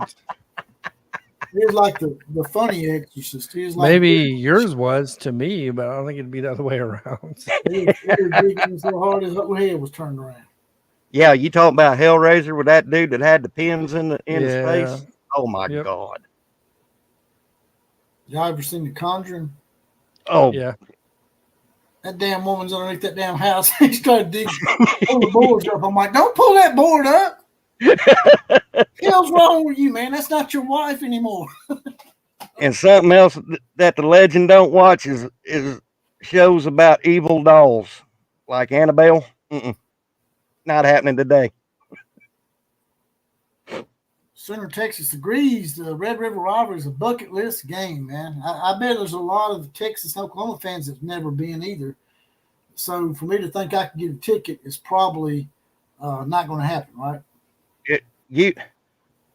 If you want a ticket to the Red Rivalry, that's one of them you better book a year to 2 years out. About 5 years out. Let me see if they got. I guarantee they got them right now, but they're gonna be expensive as hell. I bet that mugs are about $200 a piece. Because you resell them. For nosebleed, nosebleed's probably $200. Yeah. Mm-hmm. Let's see here. Let's see what I can find. Scott, I hate that movie. Child's Play with Chucky. Screw that little doll, that little evil bastard. I tell you another movie I hate talking about dolls, man. What about that old movie called Magic with that damn dummy? You ever seen that? Oh my God. That ventriloquist doll? Yeah. Oh my God. It takes Ooh. over, boy. God Almighty, you better up the price. How much did you say nosebleeds were? $200 for upper deck. My man, you better go way more than that. About 12, 1300. 800, 600. The lowest I'm seeing here is 500. Man, unless I get some kind of comp ticket to sit in the lower bowl, I ain't going. If I'm going, I want to enjoy it. I don't want to sit in the upper deck. Lower bowls are about $1,400. Yeah, they're expensive. Fred said, if you got the money, you got a ticket. Yeah, I just ain't got the money, so I ain't got a ticket. Let's see how much this LSU versus Now let UCLA Johnson game is. give me some money. That big job he's about to take. Yeah, I hear you. I would like to go to an Big Auburn, CEO Alabama at game. Boeing. What'd you say? The CEO at Boeing. I ain't no damn CEO. That'd be nice. Well, you're doing something at Boeing. You're getting bowed up or something. I don't know what it was. It's at Boeing. Yes, you are correct. You're getting bowed up in San Antonio. You're getting pimped out. Stupid as hell. Yeah, why are you trying to hurt my feelings, man? Call me stupid. It's not very hard to hurt your feelings. The little bit you have. If I put you in a headlock, if you wasn't as big as a damn tree. You know, we can get nosebleed tickets to go watch Alabama Auburn for $27. Lower bowls. The lower bowl is $100, $80. Auburn sucks so bad. $73. Damn, for $90, you're damn near on the field.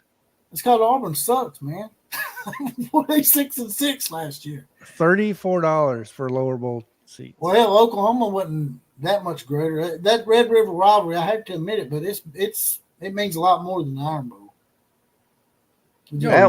I really do believe the Red River rivalry is a bigger rivalry nationwide than the Iron Bowl. Yeah, because Oklahoma and Texas we've had that rivalry since before man was in. I think it was Jonathan that actually told me that Ohio State and Michigan the biggest viewerships in America. Yeah, they do. It's not even close. I was surprised, man. Them It being is northern teams now. massive. Ohio State and Michigan got the corner on the damn rivalry. The game gets the ratings. So, God Almighty, that Alabama Oklahoma game is going to be quite In expensive conference as well. realignment, that talk, you heard that North Carolina is now trying to sue the ACC too. Everybody's suing everybody. So, I mean, North Carolina, Clemson, and Florida State, man, they may be about to get out. Yep. And more likely come to the SEC or the Big Ten. I mean, what if the Big Ten, actually the Big Ten pays more out to their teams than we do. People don't realize that. That's why there's this talk about Texas A&M going to the Big Ten to get away from Texas. You know, that's what I can't understand about USC fans thinking that they're going to go into the Big Ten and dog walk. Have they ever played Penn State or hell, even Minnesota? Have they seen the size of them guys? They think they're, and then they got to play in the wintertime. Oregon's projected to win it. Huh. Well, Oregon's predicted to win it. They got cold weather in Oregon. You know, they do a little bit better. So I can see Oregon going in there and competing right away. But USC, man, they go to Happy Valley in the middle of November and they have a whiteout. Oh God, they ain't gonna know what hit them, man. Or hell, even going up to Ann Arbor, Even at home games at USC, they only play in front of maybe 75% capacity. Yeah, it's not very much. I mean, they put about 70,000 people in a 90,000 seat stadium. They got about 20 or 30,000 empty seats. He said, I can't wait for them to get blown out by Indiana. That's awesome. Yeah, that's a lot. 19 million. Yeah, Scott Schrader with a nice little nugget for you. I know you like those stats. Oh, yeah. OSU Michigan, 19 million viewers. That's pretty sweet. Yeah, it's a lot. Hell, I remember that old Michigan-Ohio State rivalry when it was Woody Hayes and Bo Schembechler. Both of them cussing each other. Man, I wouldn't want to piss Barry Switzer off, man. He looks like he'd seriously put his damn whole fist in your mouth. I'll put my foot in your ass. So yeah, I'm definitely be worried. Want to put something in my ass, you fag. Yeah, okay. Actually, Barry Switzer's making mild compared to our old secondaries coach.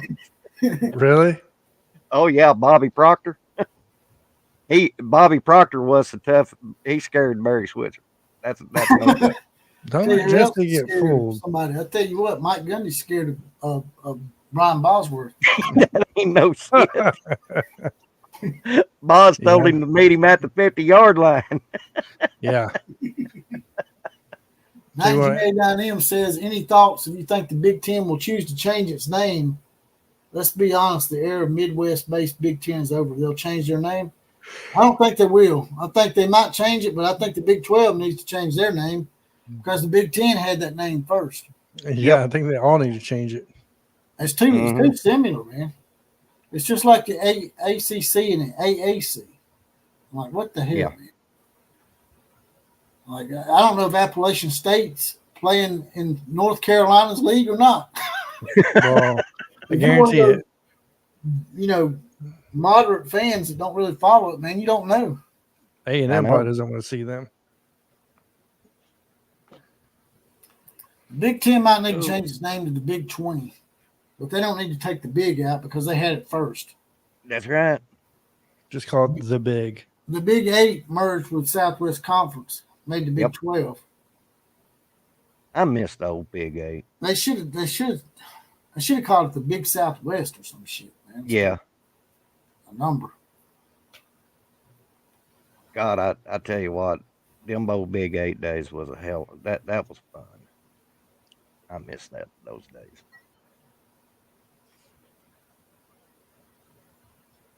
You know, Alabama got the best. You're talking about kickers a while ago on our kicking problems. We got the best kicker. the guy that actually beat out our kicker for that award from Miami of Ohio, he transferred here to Alabama. So Yeah. maybe we won't have any problems. Ooh. The Big Ten preceded the Big Six. No, that was the Big Eight. Yeah. The Yeah, Big the Eight Big Six. preceded the Big Six. Yep. Yeah, And it's the Big Big Ten's Six, Big always Seven, been and then Big the Eight. Big Ten's Yep. always been the Big Ten. And they sound too much alike, man. They do need to change their names. Mm-hmm.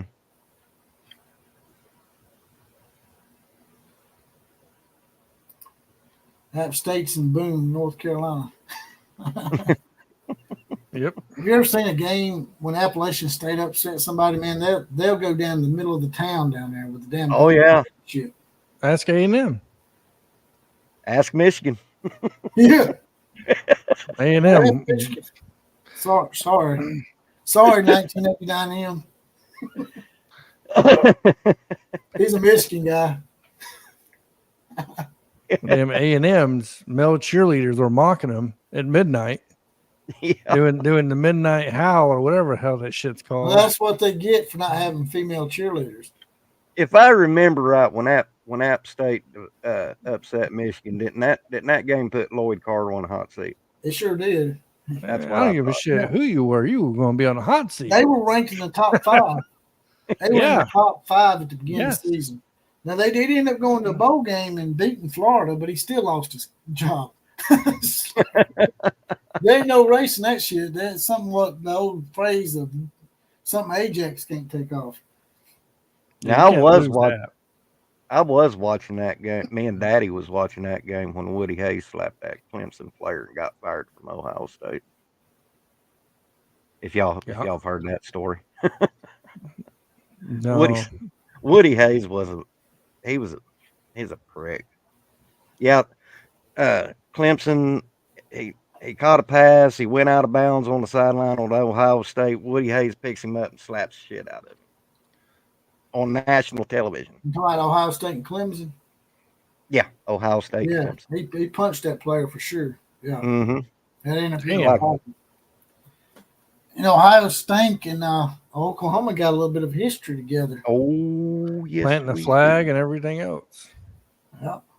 Well, Ohio even State before, Clemson do too. They got some crazy history together. yeah, that game that I talked about when we beat Ohio State in '77, Woody Hayes never did shake Barry Switzer's hand. Yeah, Cause he's an asshole for real. the trainer he was ahead of Barry Switzer, and he went to shake Woody's hand, and Woody slapped his hand. Barry said, "I ain't going to do this," and went back in the locker room. David wants to know, did you lock Killer Breeze out? No, just when I sent the invites out, for some reason, the first batch of invites didn't go through right or something. And I guess I could have sent him another one. I just then got liquored up over here. I'm afraid I might press the wrong buttons. Yeah, Jesse's not used to doing adult things. It's Jonathan's fault. Drinking adult He told amount. me he didn't. He said he was scared of Killer Breeze. 5'3". It doesn't take Oh, very God. much. I watched an old movie yesterday that I haven't seen. Have y'all ever seen that old movie, Daddy's Dying, but Who's Got the Wheel? No. Oh my God. You need to check it out, dude. It's freaking hilarious. Oh man, Scott Schrader with the shot. Damn, that's a good one because you do Killer see Breeze in the kitchen. You do see Killer Breeze in the kitchen a lot. You When he's do. on a bike like that son of a bitch, he can't stay out of that damn refrigerator behind him. Yep. Just like Getting those corn dogs out of the freezer. just like an old willow woman over there digging out of the refrigerator. How come every time I'm in the kitchen, you in the kitchen? I wonder if Ohio State will ever beat a SEC team. Yeah, he's drinking again. Oh yeah, he's drinking. Yeah. It's like that old Brothers Osborne song. It's not my fault. Yeah. Outlaws singing that old Mo Bandy song. Here I am, I'm drunk again. It's not my fault, but it's Jonathan's fault. Not my fault. It's always. Nope. It's convenient. Mm-mm.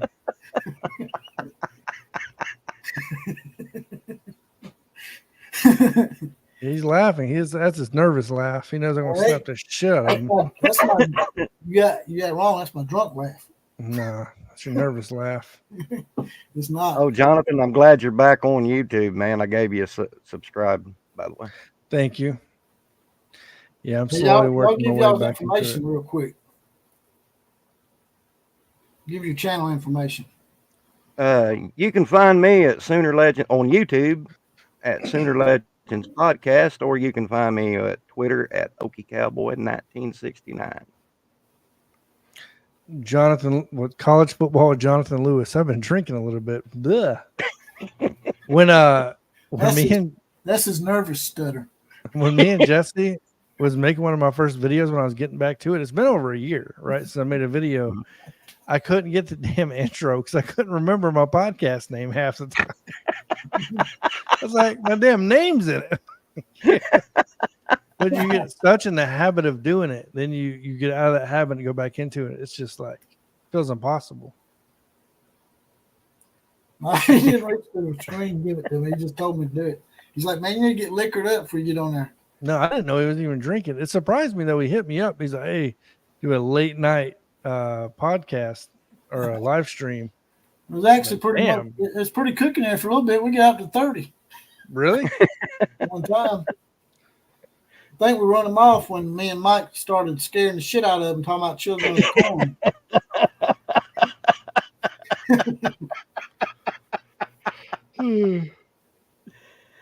Oh man. Yeah, I haven't had a drink in 10 days. I've been on antibiotics. Finally got off it. I had an abscess too. Oof. Oh, that sucks. Oh my God. I had a bad toothache. Someone told me something really Captain Obvious one time. They said, just get some Listerine and gargle the shit out of that motherfucker. So I did. And it worked. It went away. It won't work on an abscess when it's infected. No. I mean, my old jaw looked like I had a chew of tobacco in. Couldn't hardly talk. No, I just knocked Jesse's teeth out now. So Scott Schroeder said there'll probably be more Nebraska fans at the USC game than USC fans. Probably. Probably. Nebraska, surprisingly, to be such a remote state, man, they got a huge following. Yeah, they do. It's just like Alabama and Oklahoma. They're smaller states, but they got a huge following. And believe it or not, even though it's out in the middle of nowhere, when you go to Memorial Stadium in Lincoln, it's actually a nice stadium. I mean, it's everything you want and then some of a college football atmosphere. Yeah, that I have to be one I have to go to would be up there. I want to go to I do want to go to the Big House. I do want to go to Michigan at least for one game.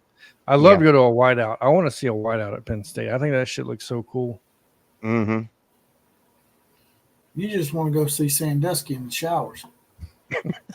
You always got some pedophile shit on your mind, huh? You brought it up. You're so stupid. You brought up P. Diddy, not me. yeah, you are right. You started. Oh, you always do. And you try to blame it on me. No. You see how he acts? He's an asshole. Let's blame it on JPC.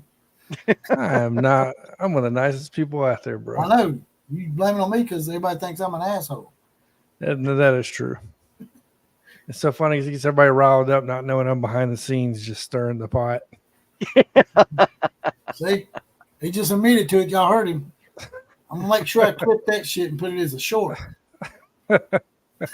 That's one game I wished I would have got tickets for is OU and Ole Miss at Oxford. Yeah, I heard the Grove's really nice. Yeah. To tailgate.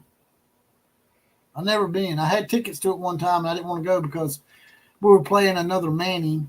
We was playing Eli Manning, and I knew we was going to get our ass handed to us. And so I got an invite to go to the beach, so I did, and I made a good call on that because Eli Manning whooped our ass. Yeah, it was a bad. Yeah, we got whooped that game.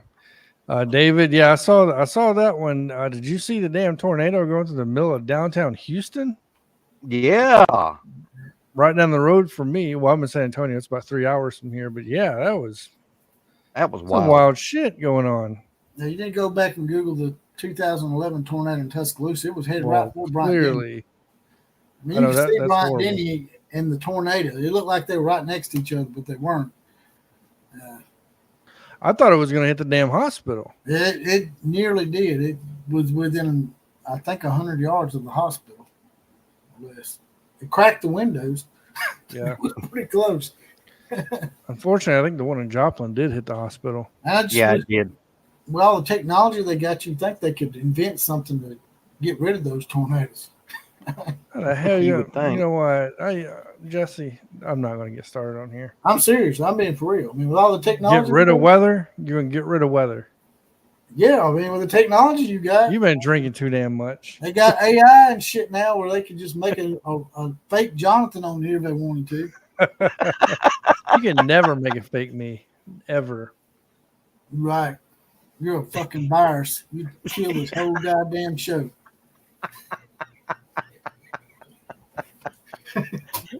Man, this has been a good night, man. Oh, it's a virus. God, Sooner in Texas, please. No, I'm not no Sandusky groupie. There's not. I don't even want to play around and be attached to some shit like that. I'm the asshole. No. You're a Sandusky groupie. Jonathan's all about some shower hour. No. I'm not even playing around with that shit. My Jonathan was a member of the Second Mile Foundation. I don't know what that is. Second Mile Foundation? What is that? It was the foundation that Sandusky founded to help place kids that were, troubled and didn't have parents. Good Lord. He did that deliberately so he'd have access to kids. That is wild. That you could actually be that way. Like, there's got to be something so wrong with you in your mind. That's pretty elaborate, right? Yes.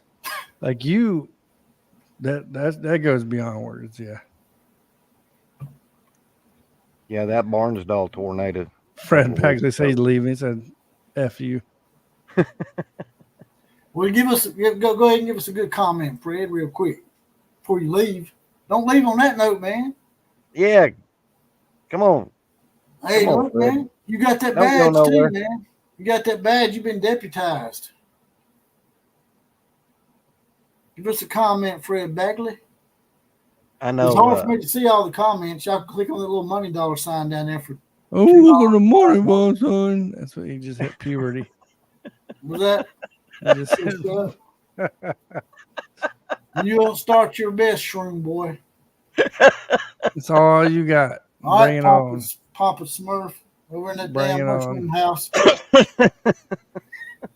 You have the damn Johnson feds. really was like This Papa motherfucker's have the feds knocking down my doors. Thinking I'm over Smurf. He's like la la la la la la la la la la. stupid. Jonathan, I've never done shrooms, but I've been around people who've done them, and woo, boy. I did them once, and that's all it took. should have seen my son eat that whole pot brownie. I was going to bring it up, but I don't want to bring up, personal stuff like that. Well, you can bring it up. But when you sent me that video of that shit, I was in tears laughing so hard. He gave me just a smidgen of it, man, and I was seeing roads that weren't there. I had to pull over, man, and get out of my car. I was like, man, I ain't ever doing this shit again. He ate a whole pot brownie. Well, I ate like this much of it, and it rocked me a little bit. And I'm like, The thing said not to eat, but what, like a quarter of it or half of? Do not eat more than half. Don't eat more than half. He ate the whole thing, and he's just like, like literally not speaking anything. Just have you ever seen that stick guy? I think it's on SpongeBob. Stick SpongeBob. That's the way he was talking. it looked like something out of an alien movie. I thought I was going when to call he the cops. showed me that. I thought I was going to have to call the ambulance first. He was leaning back on that couch, dude. Like damn, dude. And seriously, it sounded like some kind of long lost language. Yes.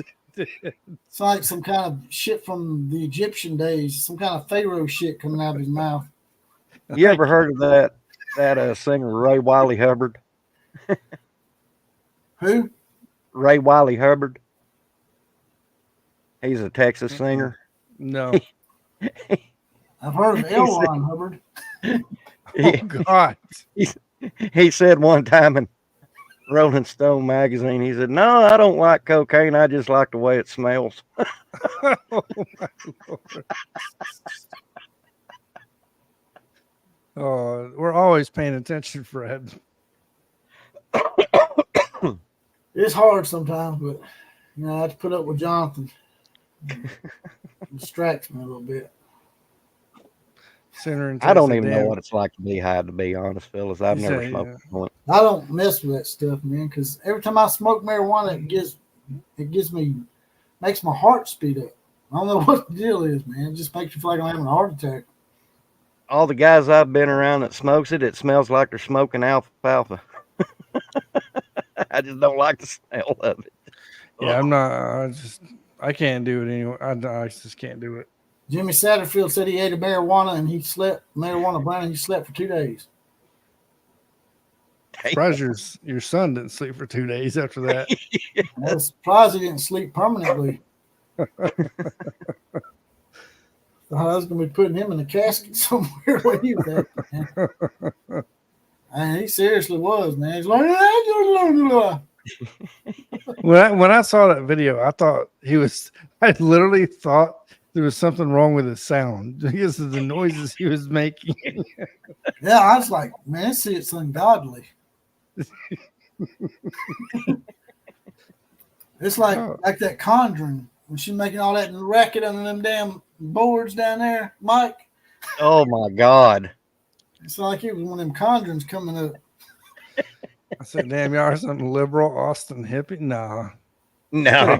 Experiment every now and then. I never got to do it when I was in the military. So look, man.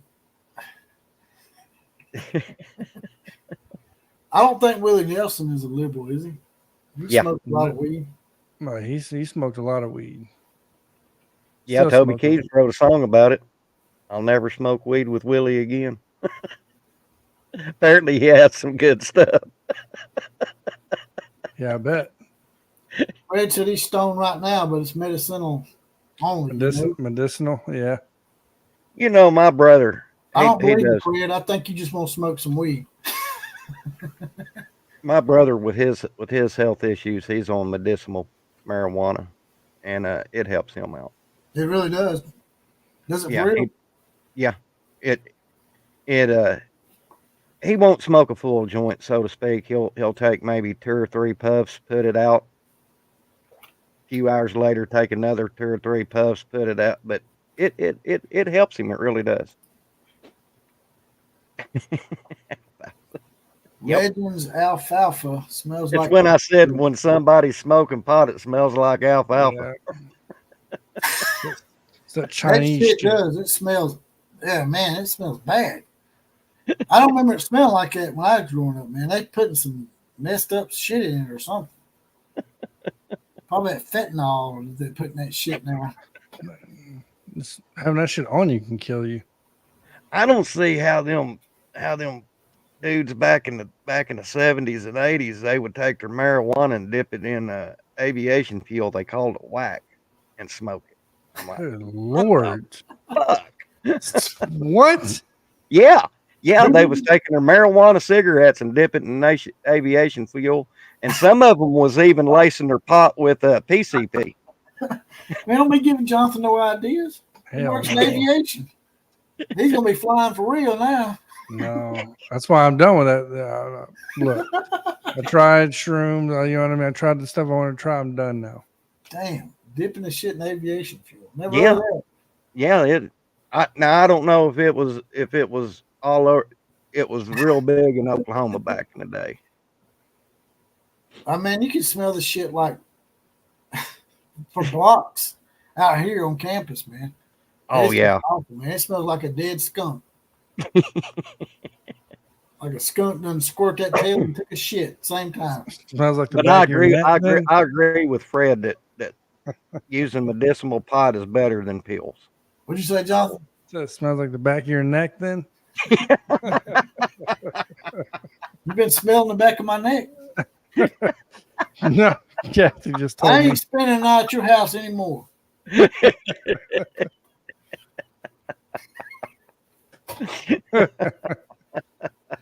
Oh man.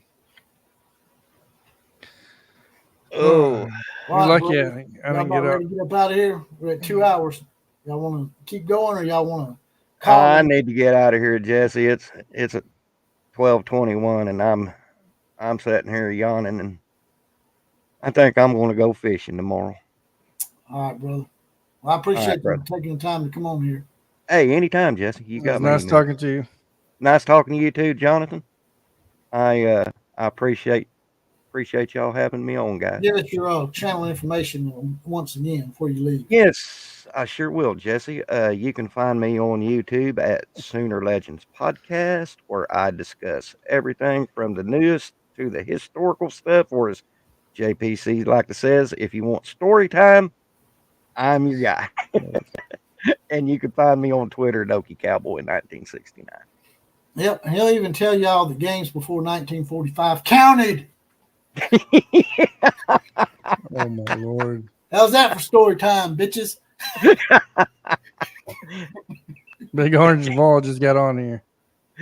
But hey, Jesse and Jonathan, y'all take care, guys, and I appreciate y'all having me on. It's always fun coming on, especially when Jonathan is on. Oh yeah, of course. Just Jonathan, huh? You don't give me No, Killer Breeze. I was one killer to come on, but good God, I'm just messing with you. I know. All right, brother. All right, brother. Y'all take care. That was Sooner Legends Podcast. Probably one of the most unbiased Sooners that I know.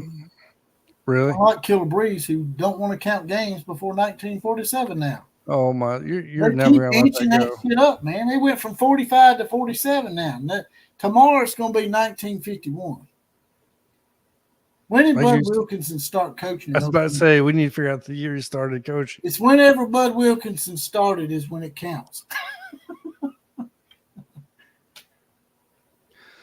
All right, you about to get off here? We got a big orange Val in the house. What's up, y'all?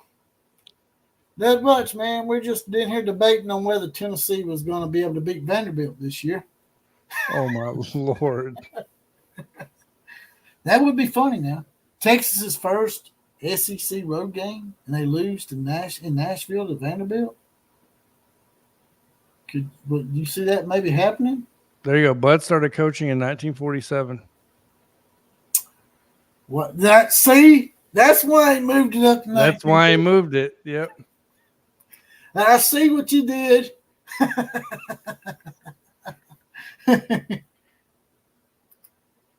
I do like being good in basketball and baseball, though.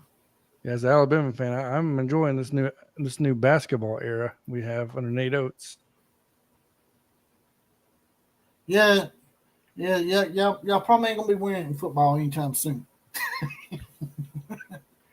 Oklahoma said they're gonna spank y'all's ass this year when y'all come to Norman. What do you think about that, Big Orange Val? You think y'all can pull off the upset in Norman? Jonathan said y'all gonna get spanked too. I'd say spanked, but I do believe Oklahoma's gonna win.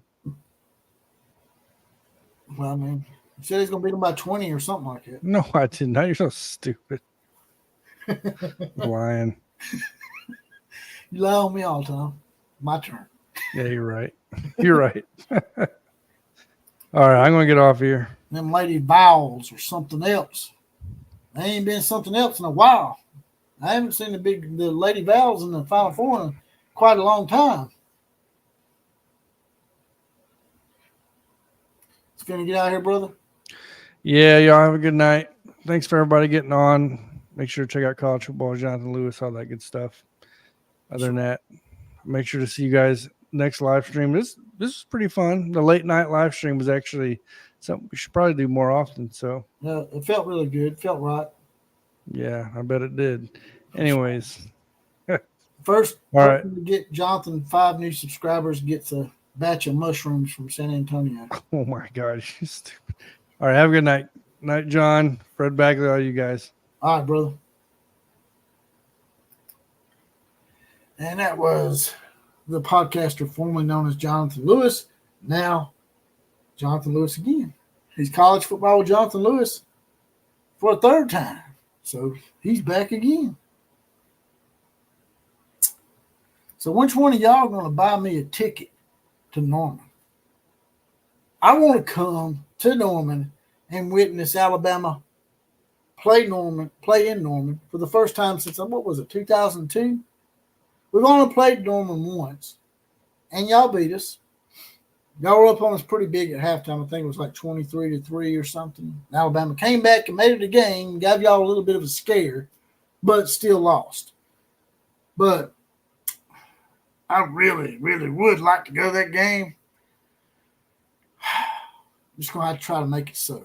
I don't know how to try to make it. I'm going to have to get me a fundraiser or something going so we can all get together and meet as Alabama takes on Oklahoma and Norman for the first time in 20-something years and for only the second time in college football history. This is a series and a rivalry to me that should have happened 30 or 40 years ago. Oklahoma and Texas, instead of going after, back in the 90s, the SEC went after Florida State, Miami in 92, and they couldn't get those two teams, so they got Arkansas and South Carolina. What they should have done in 92 was bring Texas and Oklahoma then. Oklahoma was in the Big Eight. Texas was in the Southwest Conference, which was about to fold. And Texas and Oklahoma would have been in the conference since 1992. That's when it should have happened.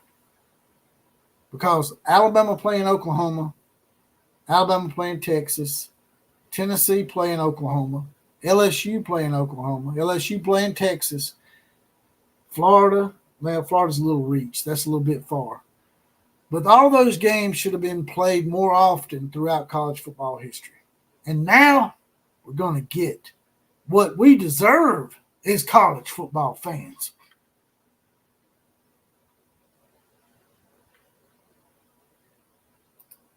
I don't got anything against the Volunteers, brother. I'm just messing with you. I'm just giving you a little bit of hell. I give everybody hell in here, brother. Don't take it the wrong way. I appreciate you being in here. Tennessee, I think, can have a pretty good, decent year. Nico, your quarterback, is probably the biggest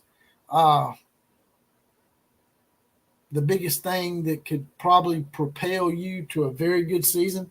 If Nico can come in and be a great quarterback like a lot of people think he can, I think Tennessee could probably approach 9 or 10 wins this season, definitely. They'll definitely give us a scare. Last time we were in Knoxville, y'all beat us. So would not surprise me if Tennessee were to beat Alabama this year.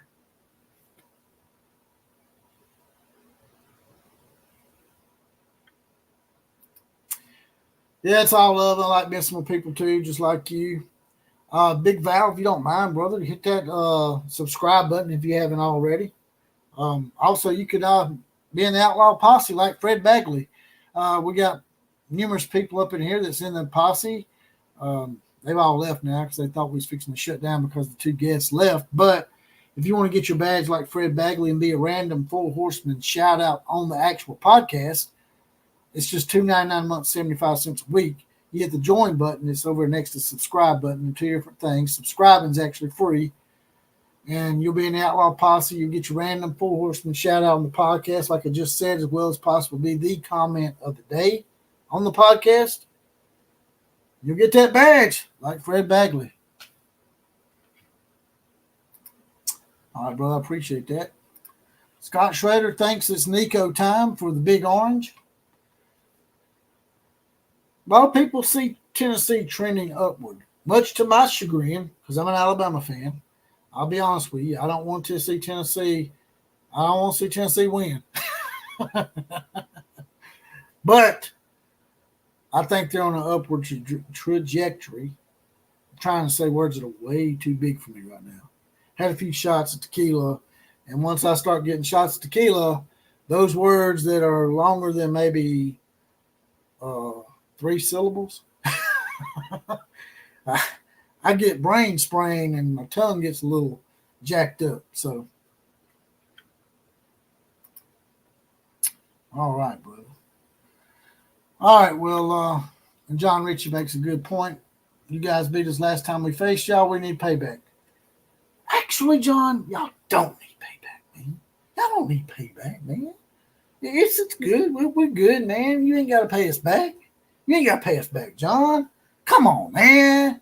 Let Alabama win for the first time in Norman, Oklahoma, John Ritchie. Come on, brother.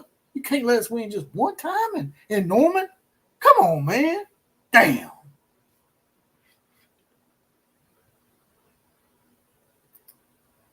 Big Orange Val says Vols are a part of the Southern Outlaws, man. Alabama, Georgia, Oklahoma, Tennessee, LSU, Texas.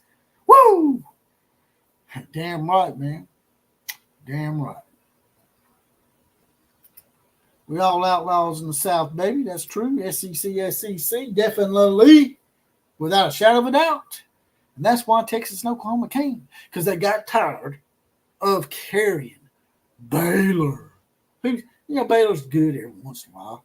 But they're mainly known for a cultist named David Koresh. Nobody gives a shit about Baylor. Texas Tech. We throw tortilla shells on the field. Woohoo! What a tradition, jackasses. That's why you're way out in Lubbock and nobody cares. Okey pokey chokey state. I'm a man. I'm 72. One day I'll be 72 before I actually play Oklahoma again because I'm scared of them. And then you have K-State, who didn't have any football history until Bill Snyder in the 1990s. Oklahoma and Texas was tired of carrying y'all's asses and then y'all backbiting them. Bad officiating. And I'm an outsider looking in. I'm telling you, bad officiating. Well, Oklahoma and Texas are coming to the brand that they deserve. And that is the SEC, baby. The SEC. And with that, I think I'm going to get out of here with that rant. KMCA to all the other teams. And if you don't know what KMCA means, because a few people asked me, KMCA means kiss my country ass.